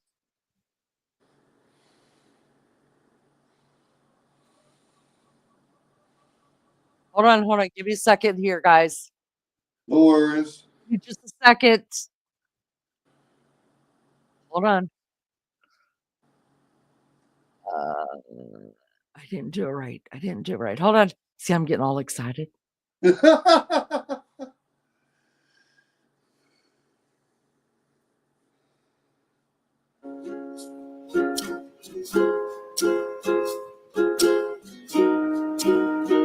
All right, Sean, let's see it.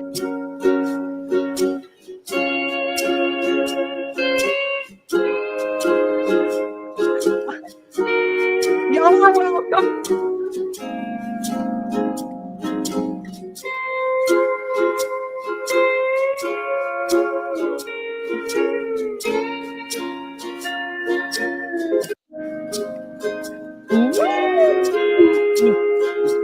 Y'all feel the island clapping in here? Come on, get your hula hands out, everybody. Get your hula hands out. Woo! Get those hula hands going.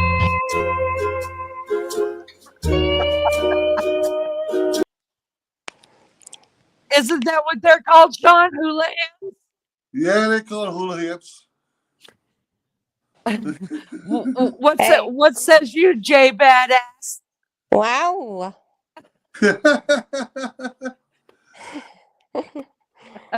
Is that what I would get in Hawaii if I come looking for a man?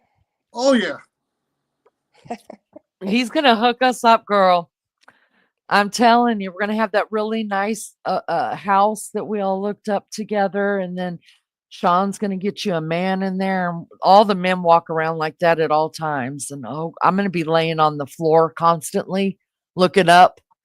Of course as the men walk by. Certainly.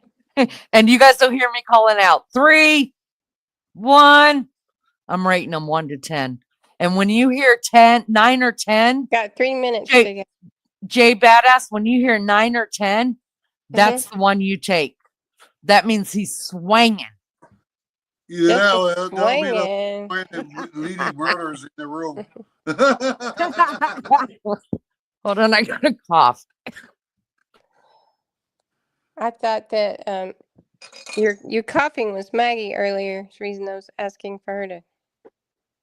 Was I? I try not to do it. Well, I thought it was Maggie, and I knew she felt bad, so I was no, it's that's why it's so good to hear her, like having her do the reading, because I literally forget to drink till my tongue is stuck in my throat. I'll be right back. And then, like Frank said, I can understand her perfectly. So I might need my inhaler. That's true. Yeah, I didn't even see when Frank jumped down, but I can't be bothered. The first thing he said is, "Who is this great woman? I can't understand anything she says." What?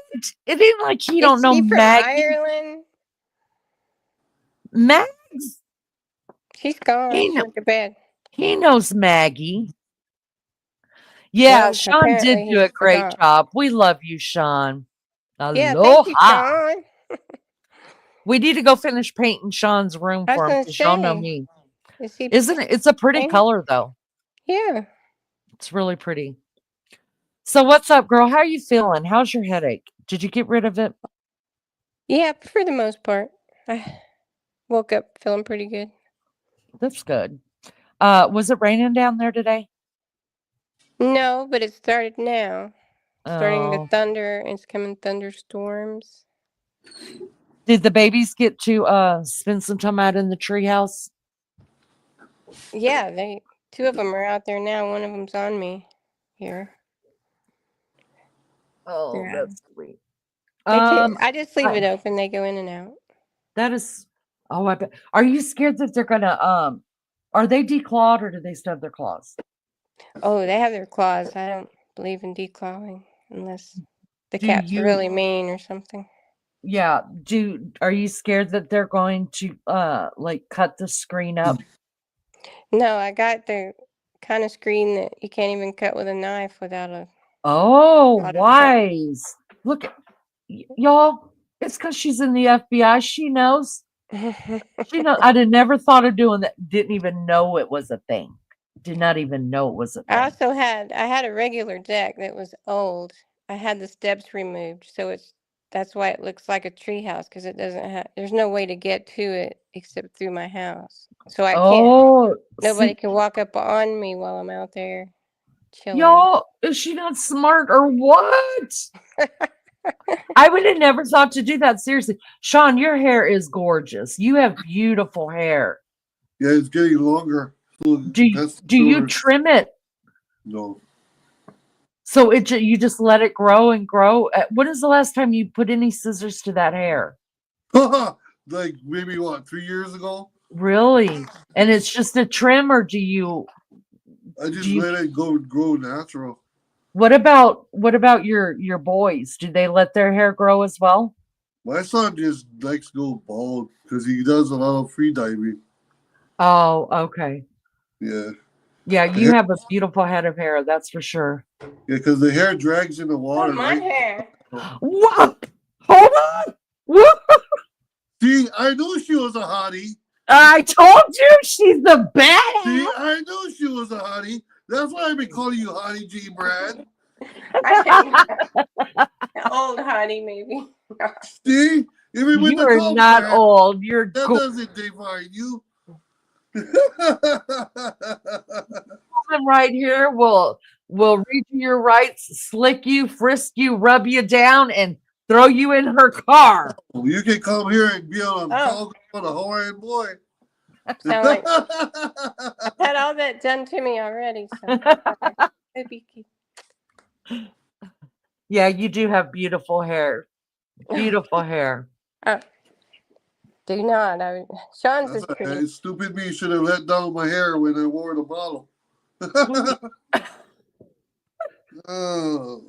JB, do you have any Hawaiian outfits you could try on for us? Like some coconut shells over your boobies?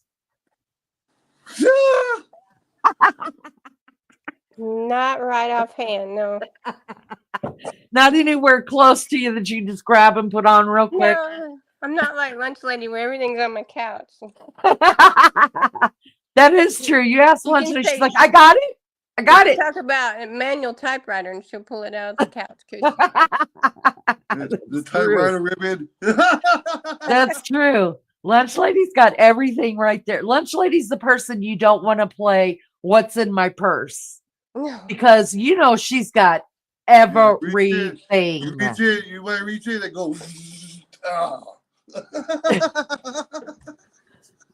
Y'all, I have got to use the bathroom and I've got to smoke a cigarette. Do you guys want to sit up here and have a chit chat, or you want me to put on a music real quick? It don't matter to me, and everybody be. We can chit chat.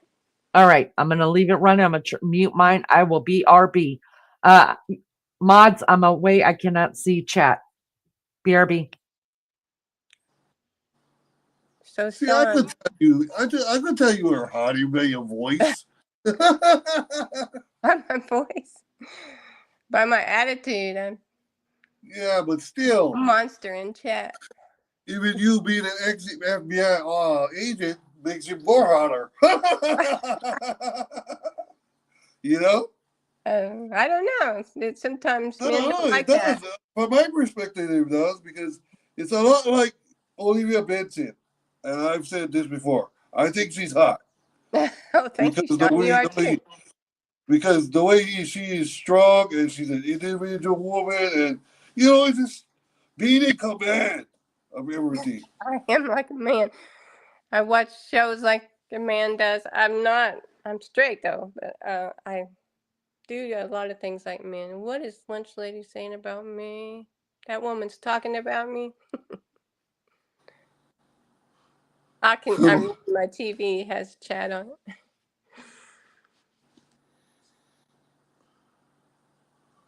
Oh yeah, Oh, yeah. Of course. Yeah. Yeah, I mean, look at Miss I hear that a lot. A lot Look of at Miss people. Congeniality, the movie. She was Sandra Bullock. Yeah. She was an FBI agent. Yeah. Dude. I do hear that a lot, that I'm the only FBI agent people have met. I hear that. I've heard that a lot when I was working.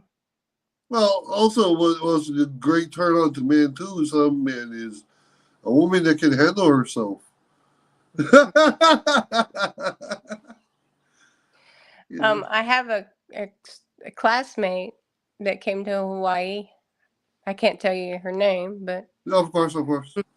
But she's probably retired now. Mm-hmm. Yeah. She grew up there and got to go back. Oh, of course, because the men here love women who are, able to stand up on their own. Especially the men here. It's a hard office for the FBI to staff because it's too far from home.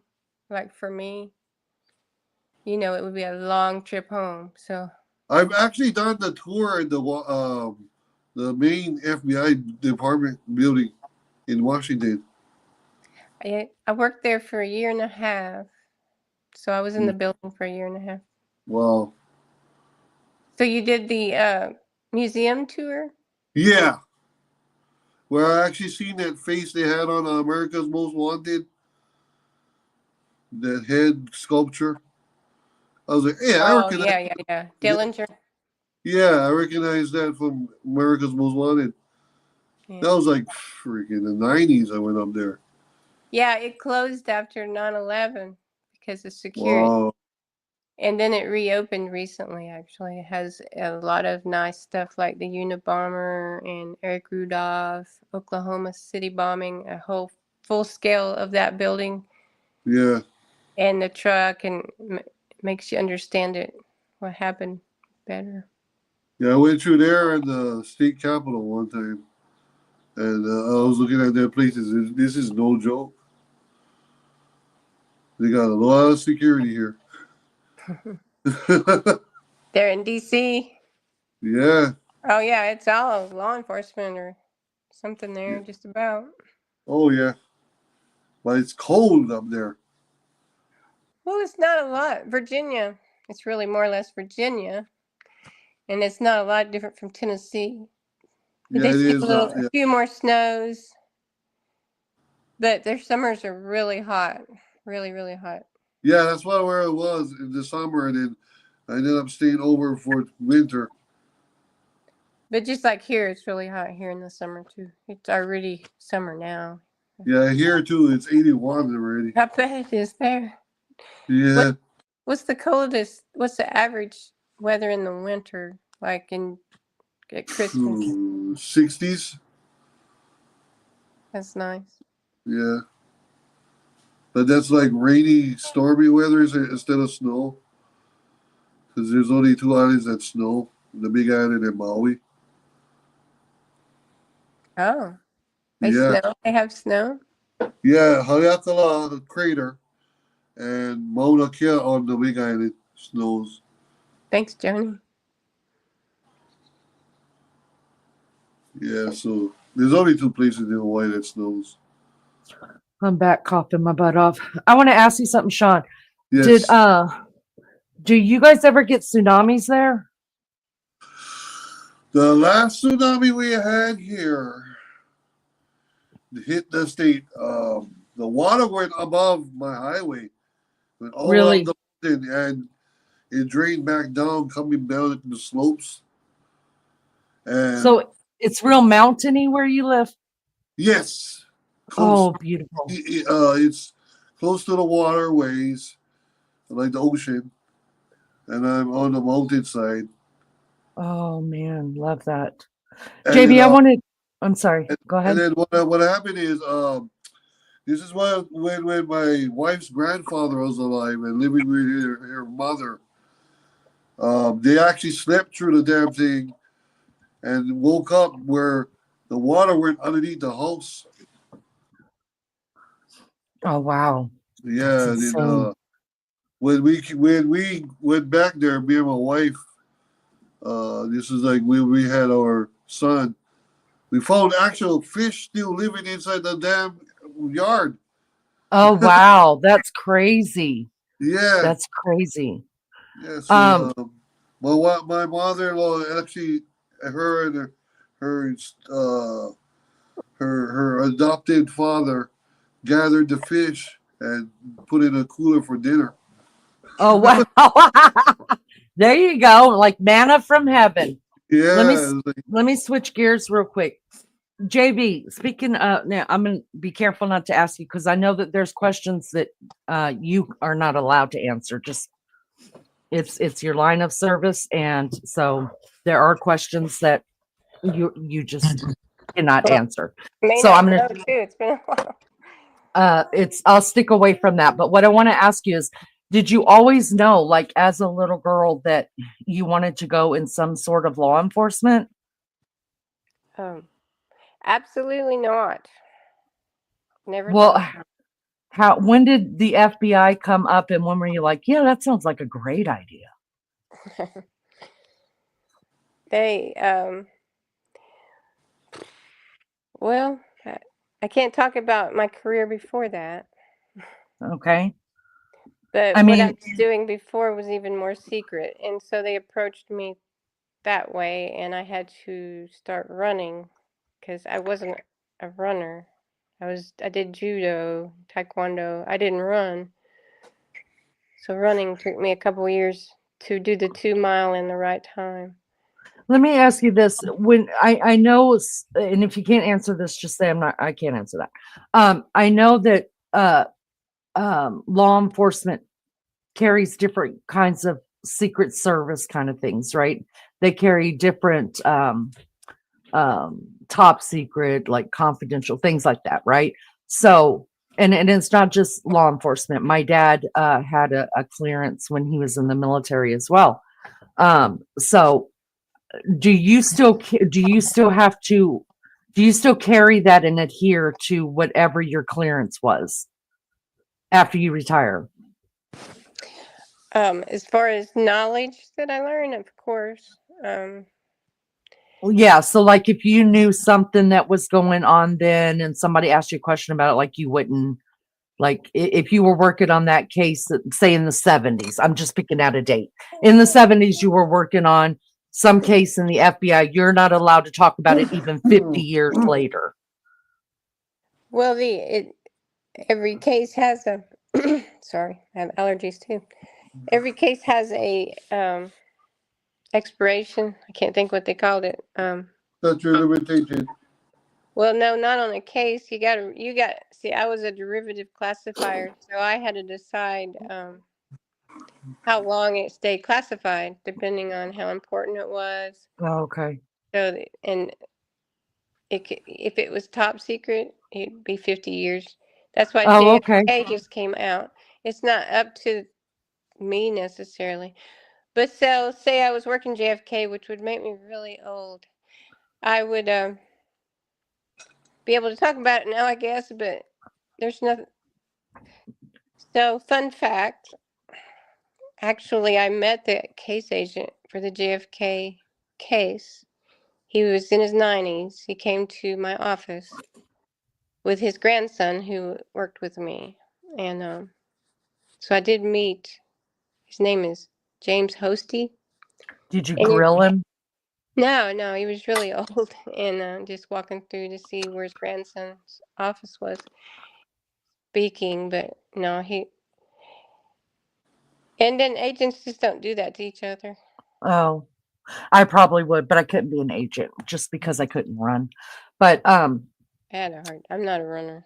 So So But you were working in some job and kind of got pulled in to the FBI. You I got, was working a job. It wasn't military that had a security clearance with the government. okay. And so that was attractive to them.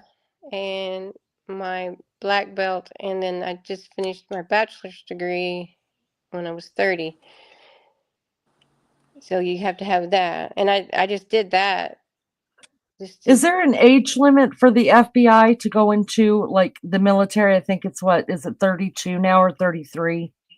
FBI is 37. 37. And then you have Yep. to be over 35 to even be the president, right? I think so still. Yeah, I Because guess. JFK was the youngest president. So, and then you ended up doing 20 years and retiring. I swore in on my 37th birthday, the last day I Wow. could go, because I was getting old when they approached me. I was already in my 30s. So I was in class with a lot of people in their 20s. So it was a weird dynamics, but I was smarter because I was older, but and I'd already been in the government for 15 years, but I was also that woman. Anyway. Jay Bradass has a black belt. Lunchy has a leopard print. I'm getting me a green one then. But no. So there is a green belt in there. I remember that as I said it. There is a green belt, but it's lower than a black belt still. Let's see.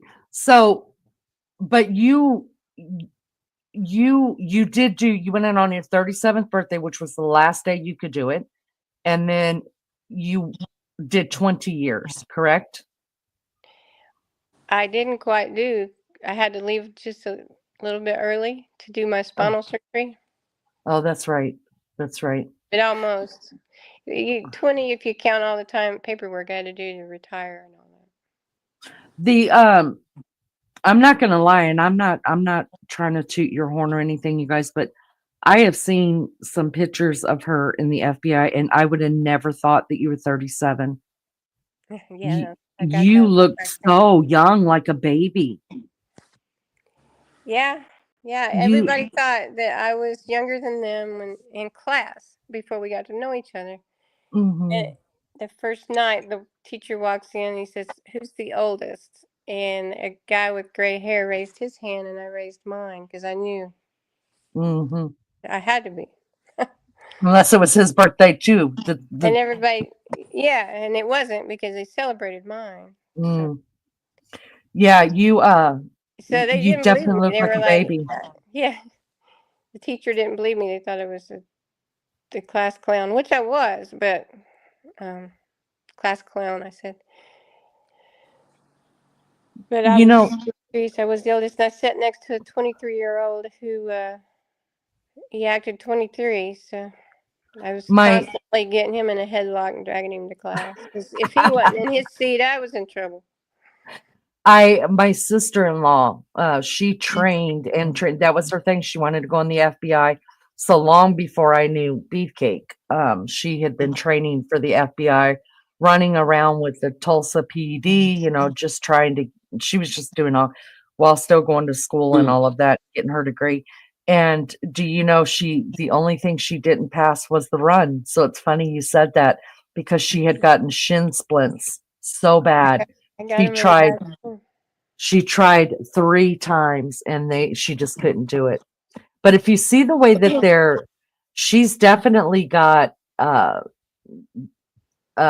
father's legs, which are kind of like, her body's really, really tiny, but their legs look so weird. They're like much bigger than their body. And I'm not talking about like fit legs. You know what I mean? It's like they carry all their weight in their legs, and I haven't seen that too much in my life.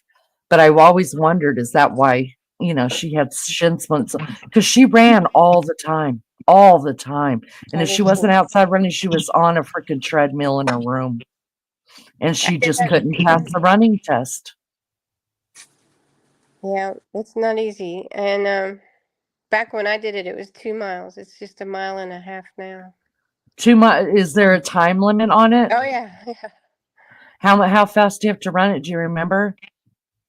Just it's a point system, so you got to do several different things. You got to Oh, do okay. push-ups, then sit-ups, and then the run, and then pull-ups. Oh, it's like a PT test. And then It's like in a the medical course, BD. Yeah, sounds like a PT test in the military. right, yeah, it is. It is a PT test. That's what we call it. And Okay. you get 3 chances. About half the class fails the first one, or back when I started, they did, because you're just not ready for. You're not ready for everything together, and Mhm. you got to make so many points, and you got to make 1 point in each thing. So running, I was going for 1 point. Mhm. It's like training for a freaking triathlon. And by Yeah. the time you're finished with the Worse than very that. first, yeah, when you're finished with the very first thing of whatever the strenuous activity is, I mean, you could barely make it to the next, and then you got 5 more ahead of you still. Right. That's just what I know of it. And It's that tough. was just the first day. You know, that's just the PT test. We worked out 3 times a week or whatever for 4 hours. So Oh, wow. we were constantly going on long runs. You know, you've heard of the Yellow Brick Road. It's in Silence of the Lambs. We were always running. My strength was push-ups because of judo, made me really strong in my upper arms. So I could do more push-ups than all the women and about half the men. So I got my 15 points on push-ups. I got 15 points on sit-ups. That's the most points you can get. You only need 25 points. So, but you got to have 1 point in everything. You can't just get 0 in running. Move on. Yeah. I had to have that 1 point. Yeah. And I got the 1 point the second test, and then I was done. Conditioning. Of course, there's also shooting. There's all these things you got to qualify. Once you get running done, then you go to lunch. Then you got to go to shooting. Wow. Spend 4 hours laying on the ground shooting a AR-15 or something. So Is there any cases that you either did or worked on or something like that that you think about a lot that probably takes up more of your brain than should? No. Really? I don't think about any of my cases. Really? Do you ever look them up? Like, you don't ever look them up to see? I worked white collar crime for the first 6 years and arrested several people, but they all only got 2 or 3 years. Most was 6 years. A Nigerian guy got 6 years. He'd stolen 4 million, but he sent it all to Nigeria. Oh, wow. We couldn't get it back. He got 6 years and then deported. Wow. And now he's living on his money. So, So yeah, there's people I put in jail that's running loose, and they know my name and stuff. You got to hand them they got to know your name. You read that PCA. I wrote those, put my name, including middle name, on it for everybody to read. So they know you. Living in a city like that, you got to be on guard all the time. Do you ever worry about, or did you ever worry about, like, someone that you arrested or put behind bars or whatever, coming after you? No. Really? Not at all. Well, you are a badass, aren't you? I would have welcomed it. I'm not being funny. I mean, I'm being funny. You can laugh, but I'm serious. No, we know that. We know that, G. Brad. Wow. I love hearing that. Brad, that's a good one. Just because, sometimes you hear cops say or whatever that there's always a case that keeps them up at night. And they always talk about that one case that they never got solved. Yeah. Well, they recruited me mainly for science, my science background. My radiation background. My nuclear background and all that. So I mainly worked in that after the white collar days. See, that's why women are hot. See the braids on this woman?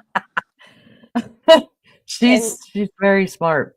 So I ran a team that responded to hazardous materials crime scenes. So that's what I did for 6 years. So I didn't work cases. So there's there was some weird things that I saw, but doesn't bother me. Nothing really bothers me. I'm sorry. I've never worked a case, but I love gore.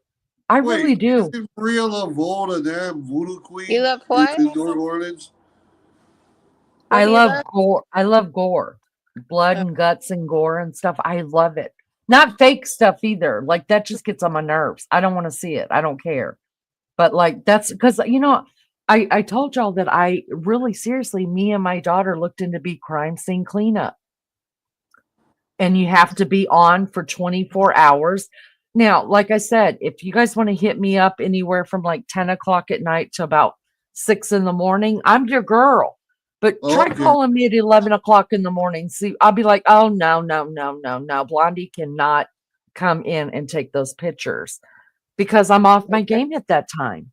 Hi, Mac J. How are you? Hi, Rapper. So Welcome back. you would want to go into Idaho after they remove the body Oh, and clean it? yes. Oh, yeah. I would be, oh, And be yeah. normal. I mean, just be normal, go in and clean it and leave. Yeah, I Not got take no pictures, problem. not talk about it. No, I want to take Okay. pictures too. I want everybody out of the Well, you room so can't I talk can. about it when you go home because it's still a pending case. Well, I mean, I It would would. be I mean, because obstructing justice. when Beefcake was on that panel jury, I didn't ask him any. I respected that, and I I can know. I'm respect kidding, that. Lenny. But I'm kidding. telling, I would be so sickening. I really would. I would love it. I know that's terrible to say. It makes me a bad person, probably, but I wouldn't No, mind doing that. Well, do it. I can't go to Do it. work at 11 o'clock in the Do it. morning.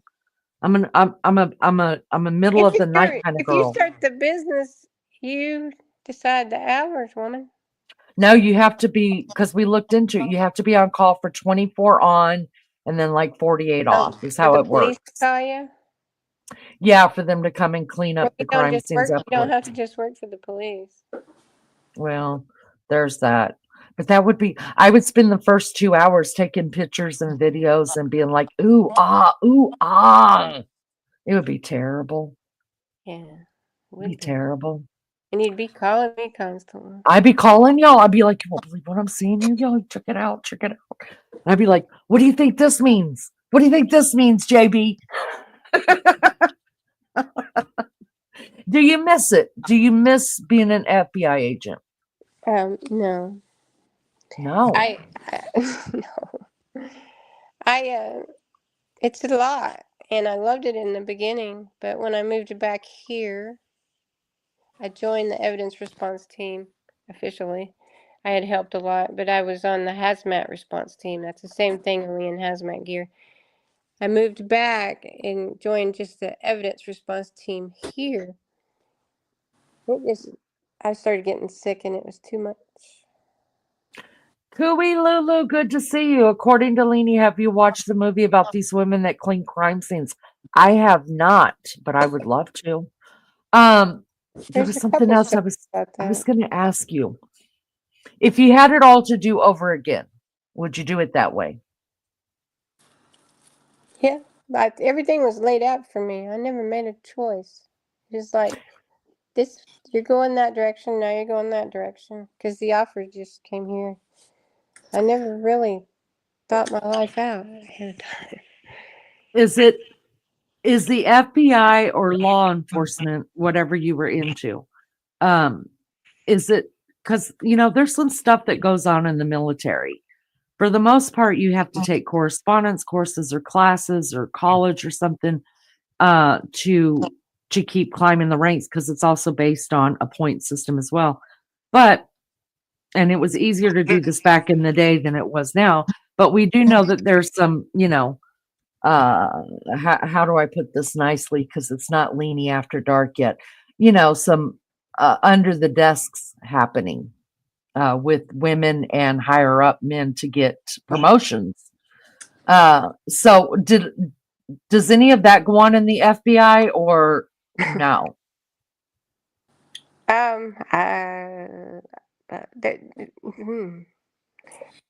I haven't never seen it, but there are a lot of agents married There's a lot of married couples that meet either at the academy or on the job, and they get married. So, What about being a woman? Oh, I don't want to offend anybody by saying a man's job, but you know, back in the day, the FBI, it was unheard of for a woman to do that. to do what? So to become an FBI agent out in the field. So during your time there, was it still a man's world? It is right now. It is still, well, I didn't want to Oh, be yeah. offensive. So I mean, I didn't know. So Yeah, it's still a man's job. There's only about,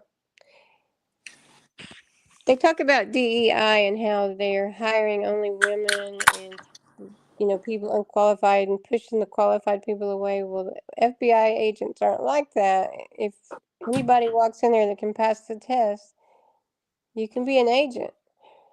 They're desperate for people, actually, that are qualified. So all it takes is passing the test. The first thing is the written test, which is extremely hard. You pass that, and I'm not trying to brag. It's really hard. go ahead and brag, girl. If you ain't gonna pat yourself on the back, there ain't nobody else gonna do it either. Go ahead. So if you pass the written test, you fly to your closest, like I flew to Baltimore, and then you do 3-panel interview. It lasts 2 hours. Oh wow, That's that fun. part would probably get to me. I'd be Yeah, it nervous does as hell. everybody. It does Yeah. everybody. That's how they watch you to see how you handle it. So I went once and I failed that. I don't know why. Everybody that left, I went with 7 people. Everybody failed. So it was just something in the timing. We went back a couple years later because they had a hiring freeze, and then you can wait 1 year and do anything over once. So me and a guy that just retired went back, and we both passed. And then we had to pass the physical stuff, which was a little harder, but we both ended up at the academy eventually. So when you join the FBI, is there different, like the military's MOSs, right? I don't know what that is. An MOS is your job. Like if you're an aircraft mechanic, it's your MOS, and then it has numbers and letters to it. So if you join the FBI, do you go to school for the type of job that you're going to have? So say you're going to do the white collar crime, or you're going to go out here and help these states solve crimes. Is there a certain kind of school you have to go to for the type of job that you're going to do? Well, the way that works is, sorry that my camera's moving so much. I'm not used to doing this. The way that works is everybody goes through the same training for 5 months, the academy, and I just counseled a class in 2018, so I went back through with the whole class. Oh wow! I didn't have to run and stuff, but I supported. But I'm never, sequestered for 5 months in a dorm with them in Quantico. So I just felt like I just did that. But anyway, everybody does general training, and it hits on everything. But once you get out and you get assigned, you're going to get put wherever they need a body, no matter what your background is. When you first Oh, really? Then how do you learn the job? It's extremely hard to learn the job. They throw you on. I started on healthcare fraud. Yeah. They put a bunch of files on my desk, and I don't even know how to apply for Medicare, Caitlin. But I only stayed on that a little while because we had the G8 summit in St. Simon's Island, and went to that. And when I came back, I was on white collar financial. That was a little easier because paper trail and understand mortgages and stuff. So did that for 6 years, and then went to hazmat, ran the team. I was WMD coordinator. I'm saying too much. Okay. But I became a supervisor at headquarters in that. I've heard Jennifer Koffendorfer say that she was in the Weapons of Mass Destruction Directorate. I heard her say it, so I can say she said it. I was there with her. Yeah, I didn't know what all you wanted to say about that, but I did know that you worked with her. I didn't really know her. We were there at the same time, but doing different stuff. And because it's a whole floor that. So then I came back and then moved here and retired. It seems like a short career when you break it down like that, but it's not. I went on a lot of trips. So to answer your question, I got on healthcare. So I immediately got sent to a healthcare conference in San Antonio. Of course, I didn't learn a damn thing because I was goofing off the whole time. And that's how it went the whole time. What was I going to ask you? So white collar, I went to mortgage fraud. I went to the FDIC building in Alexandria, and they have a whole facility where you can stay there. So every time I'd switch jobs, I'd have to go to trainings away to learn it. So I've traveled a lot. Was it always the plan to move back home? Because you're where you grew up now, right? Right. Yes. I wanted to come home the first day I got the academy. So out of the places you've trying to lived, figure out how I could get my job back. I couldn't. so out of the places you've lived, though, you always just knew you were going to retire back at home. You didn't find something that you really thought, oh, I'm going to buy a house around here and just stick around. Well, I bought 2 houses, but I sold them. But no, I never planned to stay in Georgia. Gotcha. So let me. Family here. I can't. Let me ask you this, and if you can't answer it, you can't answer it. When we had 9/11 happen, everything changed in the world. Not as bad as it changed during the C word, but so that's when they started putting, agents and stuff on airplanes. I had heard through the grapevine that doesn't happen anymore. Can you speak on that? Well, FBI, they probably increased the air marshals. Yeah. That's different. But I wasn't working there for FBI during 9/11. I was somewhere else. Oh, gotcha. So, but I've never heard of agents being put on planes just for security. Now, agents are constantly flying. There's 14,000 agents at any time working. They're always flying and armed. So pretty much you're going to find somebody armed on a plane if it's going to DC or LA or somewhere anyway. Yeah, I just knew after 9/11. You're going on vacation and you're still on duty. You can't fly even if unless you're going out of the country. Do what? Say that again? You have to carry your weapon if you're traveling domestically. Oh, really? If you're caught without it, I don't guess it'd matter. Your plane would crash, but. Wow. You can't sleep. You can't sleep or anything. The flight attendant knows who you are. You have to check in. Oh, wow. So you can't sleep or she'll tell on you. Well, that's refreshing to know. Do you ever keep in touch with anybody from your time served? Yeah. Oh, that's awesome. Do you guys talk shop or just talk life now?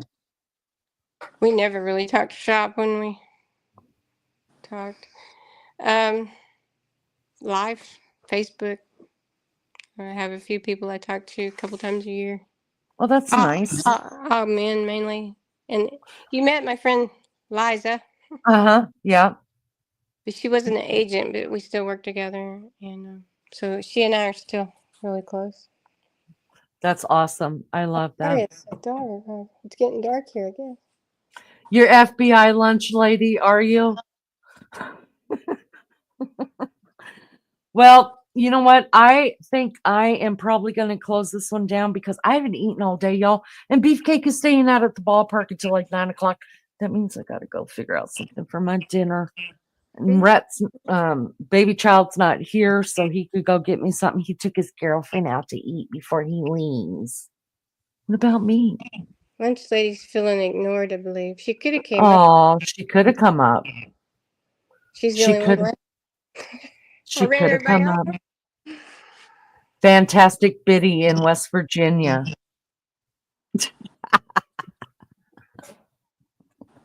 One day I might get to You are West that. Virginia. One day I might Got her get little there. bird feeder now. She thinks she's. I know she thinks she's hot to trot over there looking at her birds. They're pretty though. She had They a are pretty. female robin, and that wasn't that cute. Do you see it? Yeah, I loved the red bird so much. I do have birds out on the porch because there's two little cubbies on the back porch when it was built that was never covered up. And the reason why now they can't be is because there's bird nests in them all the time now. And I'm like, don't you touch it. Don't. And he's like, I could take them out. There's no birds in there. You know, it's freezing cold outside. I'm like, don't touch it. They need it for the spring. And they do every year. Oh, yeah. We want to see your bird in the bathtub.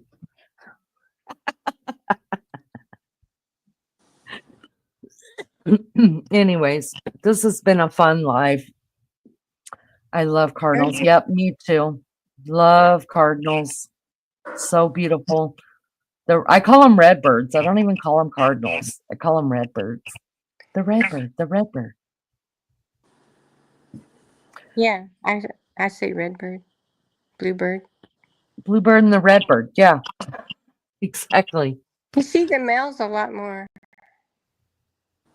How do you know the difference? Well, the males are the bright red, and the females are brown with some red. Yeah. I didn't know that. Yeah, we get them here in Hawaii. One lady had a male and a female on her last. Yeah, we have them here in Hawaii too. Cardinals. Oh, I did not know. I thought just all cardinals were red. No. Those are the males. You know, the men are always flashier. And yeah, like the rooster, cock-a-doodle doo. And the male cardinal will lead the female. Will it though? Yeah. Will it? Yeah, lead it or leave it. We'll lead them. They'll follow each other. Oh yeah, they make.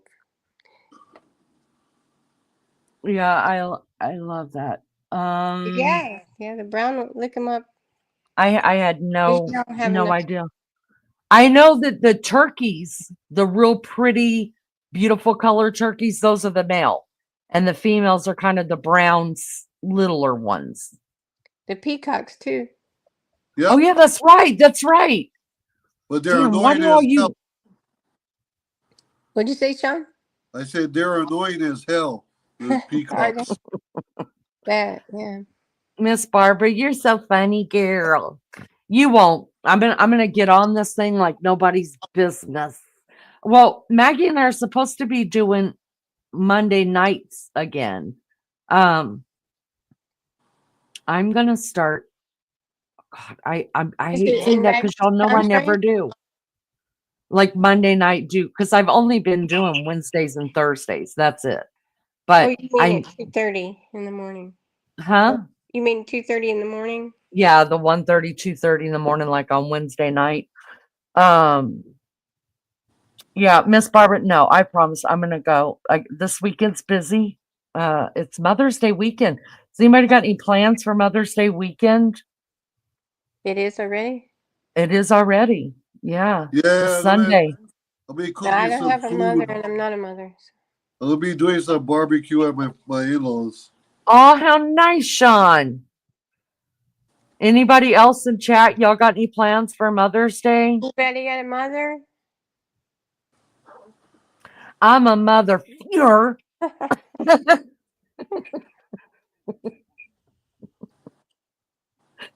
I didn't. Lunch lady is talking trash in chat. She is being trashy down there. That's what, because she knows you're not down there. If she was here, she know you would read her rights. But today is my wife and I our wedding anniversary. Well, thank you for spending it at according to Leanie. 14 years together. Happy anniversary. She's at work, so I said, Oh, wait till Sunday. Mother's yeah, Day. you got to come hang out with us then. Joni's going out to eat and to a winery with her boys. Very nice. Lunch cake. I knew she was going to say this. My kids will probably come here and make me cook for them. She's not kidding. I knew she was going to say that too. Except that her daughter might Oh, be shit, right? sooner. Miss Barbara is doing dinner at her daughter's for birthday dinner and Mother's Day. Well, happy birthday and happy Mother's Day. Miss Barbara is the mama of our channel here. We love her. She's our matriarch. You know that Lunch Lady's birthday is this month. Oh God, I gotta look. 27th. Let's see. Hey. Let me take it down a second. That's Memorial Weekend. Why isn't Lunch Ladies even on here? Maggie is bad, y'all. Maggie's bad. This is Maggie. Still got mine the 9th too. That's Maggie. I know yours is the 7th. I know yours like I know my last name. Miss Barbara's is on here the 13th. Yeah, we need to redo this faux show. Faux show. Hers is the 27th, which is another 7th. So. Okay, 7-7. That's why I like you people. One of my youngest daughter. She'll be 50. I know, God. My youngest daughter birthday's on the 7th. My mama's was on the 7th. My sister's youngest daughter was on the 7th as well. And they call each other the 7 Club. I'm like, 50. Y'all. I can do You're only that. 2 years older than me, Lunch Lady. We're still young yet. Sean, how old do you think I am? Shoot, you look like you're still in your 40s. Bring it in, Sean. Bring it in. Let's hug. I'm gonna be 59. Yeah, you look as young as hell. Thank you. For 58. Yeah. Shoots. In the dark. No, seriously. Even when you have that cowboy hat, you look young as hell. Well, that's Maggie kind of made that one, but yeah, I don't really have a cowboy hat. No, but still, you look very nice, very beautiful. Thank you. May 7th. May what, 27th. May 7th. Is Joni May the 7th? She's asking me May 7, Leanie. Not sure. That was yesterday.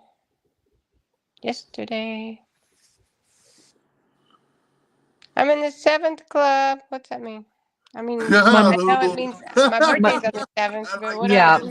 my mama started the 7 Club because she was the 7th. My daughter's the 7th. My sister's daughter's the 7th. So you're in the 7th Club too because you and mama have the same birthday. Where's your birthday? Lolly is your Leanie's mother. Yep. Is But guess what? Lunch Ladies is one day off from my mother. My mother's was the 20th. Wow. Really? And my grandmother's was the 26th of May. My mom's mom. Lunchy's right in the middle of those two. Who's that? Can't read it. Come get on our panel? No, that's it's rapper. Live. Oh, it's rapper. Okay. Yeah. Isn't it? Well, I'm sorry, y'all's is not on there. You guys need to get with Maggie. How many times have we gone? Y'all, I feel bad. I'm throwing Maggie under the bus. I put so much on that girl. And the deal is, this is the truth. I don't know how to do what she does. That's the truth of the matter. So, I mean, I'm not saying I can't learn. I can learn. Who wants to do that? But yeah, we've got to get these. She's got it. She's got it. But she's going to get it right. Can't celebrate her birthday 2 days late. Lulu said, so damn rude to advertise in another person's chat. Let's go bombard messages for according to Leanie. We do need to do a chat raid sometime on somebody. You realized it after you blocked it. I can still see it. It's at Billings Asylum. At Steve Billings Asylum. Let me look it up on YouTube really quick, y'all. Hold on. Billings. Wait, Steve Billings, right? The Asylum. I wonder if it's called The Asylum. At Steve Billings.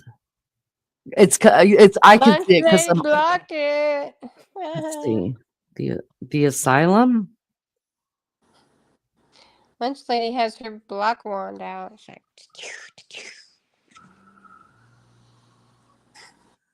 Oh. Hold on, I'm trying to find it.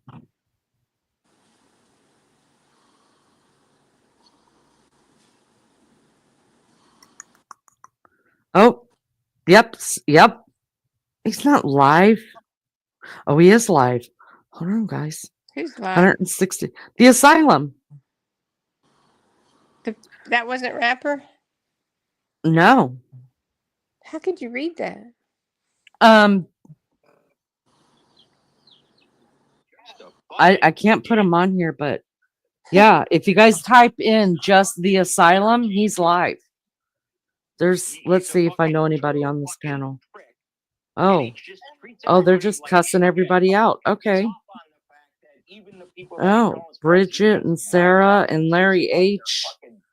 Somebody I can't read. Is that Mr. T? Is that Terry?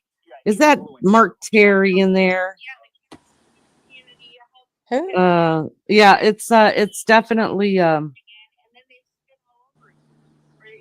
I do recognize the names in here, believe it or not. So let's go. Let's go. These are definitely yeah, it's definitely one of those He's a cheater. He's a thief. One of those what? One of those trash talking channels. Liar. We're not. It said thunder storms. Riding high, y'all. Running high. Right. Weren't they in here talking the other day? I can't remember. I need lunch lady to interpret. They're not far from here though. Who is? It's I'm afraid they would keep me if I go to the asylum. Girl, I feel that. I thought so. According to Linnea, I blocked them. They were on here the other day. I realized it after I blocked him. Oh, really? It's just rude. Yeah, it is Boyd. It's Boyd. And Mark Terry's on there. He's the only person I would go in there for. I mean, I know how they talk. I recognize some of these. Mr. T, he's been on my panel before. I recognize these from the old days of going and hanging out with in the bushes with the Boyd. And Mark, that's their community. The Boyd, the bottom of YouTube. Okay. I'm learning all that here. Yeah. And yeah, I recognize I'm watching him in there. Yeah, but you definitely have to be a subscriber to chat. But I mean, he's got a lot of people. He's got over how many people? Why am I checking out somebody else's trash when I'm on this trash? He's got 4,053 subscribers. No, I mean my trash, according to Leaning Trash. Mark is a great singer. How do you find the Boyd? Well, it's not like there's not a channel. That's just the name of all their community. So like Mark Terry's in the Boyd. I want to say Nicolina at some point was in the Boyd. There's a bunch of different ones that they all have channels, but their community's called the Boyd. What are we called? We're called Love Bugs. I mean, don't we have a community with other channels? Yeah, but I don't know. I don't.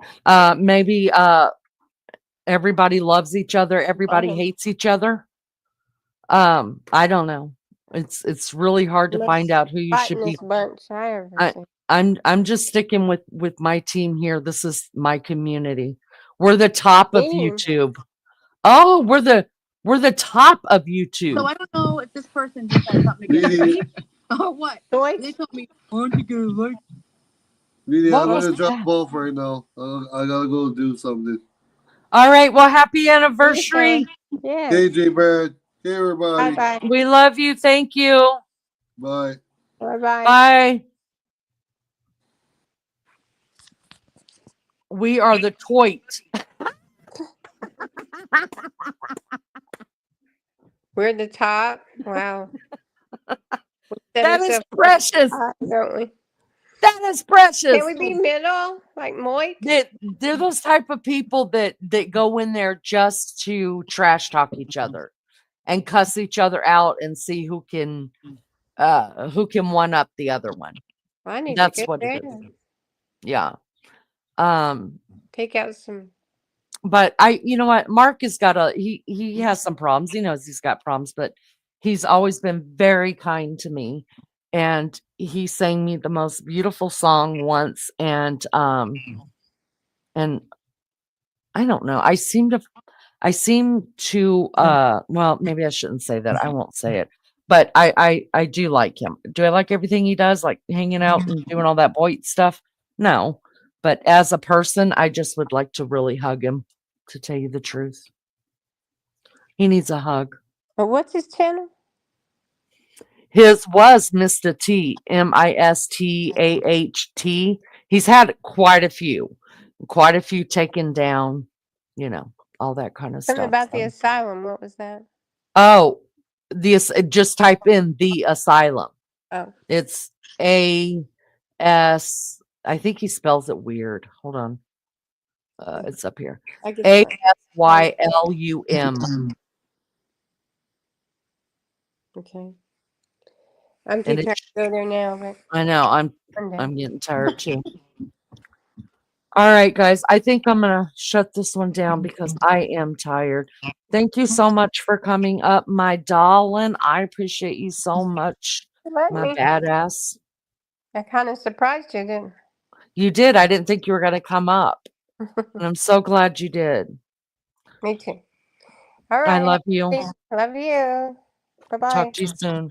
Okay. All right, guys, that does it for another one. I appreciate you guys being here. Let me give a shout out to the Mad Mods. Thank you guys so much for keeping chat safe and fun to hang out. I appreciate you so much. And to those that just hung out in the bushes, thanks for being here. I appreciate it. Maggie, you're my heart. I love you so much. Those that did come up on the panel and hang out with us, let me see if I can get everybody and remember everybody. Let's see. There was Jeff. There was Badass. There was Sean. There was Frank for a moment. There was, am I missing anybody? Thank you for coming up on panel. I appreciate it. And to the people who help pay the bills around here, those that are members of the channel, I appreciate you so much. So much. If you want to become a member, look for the links there and there. Become a member of the channel. We're going to start doing Discord. Hopefully, oh God, little girl, rolling that out within the next 2 weeks. And I say 2 weeks because next week I've got a really, really busy week and I don't know how everything's going to work out.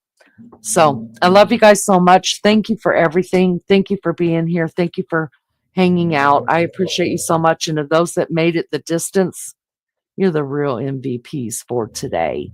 Just going to let you know that. Sticking it out with me. A hunger, mother. A hunger. All right, y'all. Be good or be good at it. If you can't be good at it, send me video. Some freaking good content around here. Love you guys so much. Talk to you next time. Bye.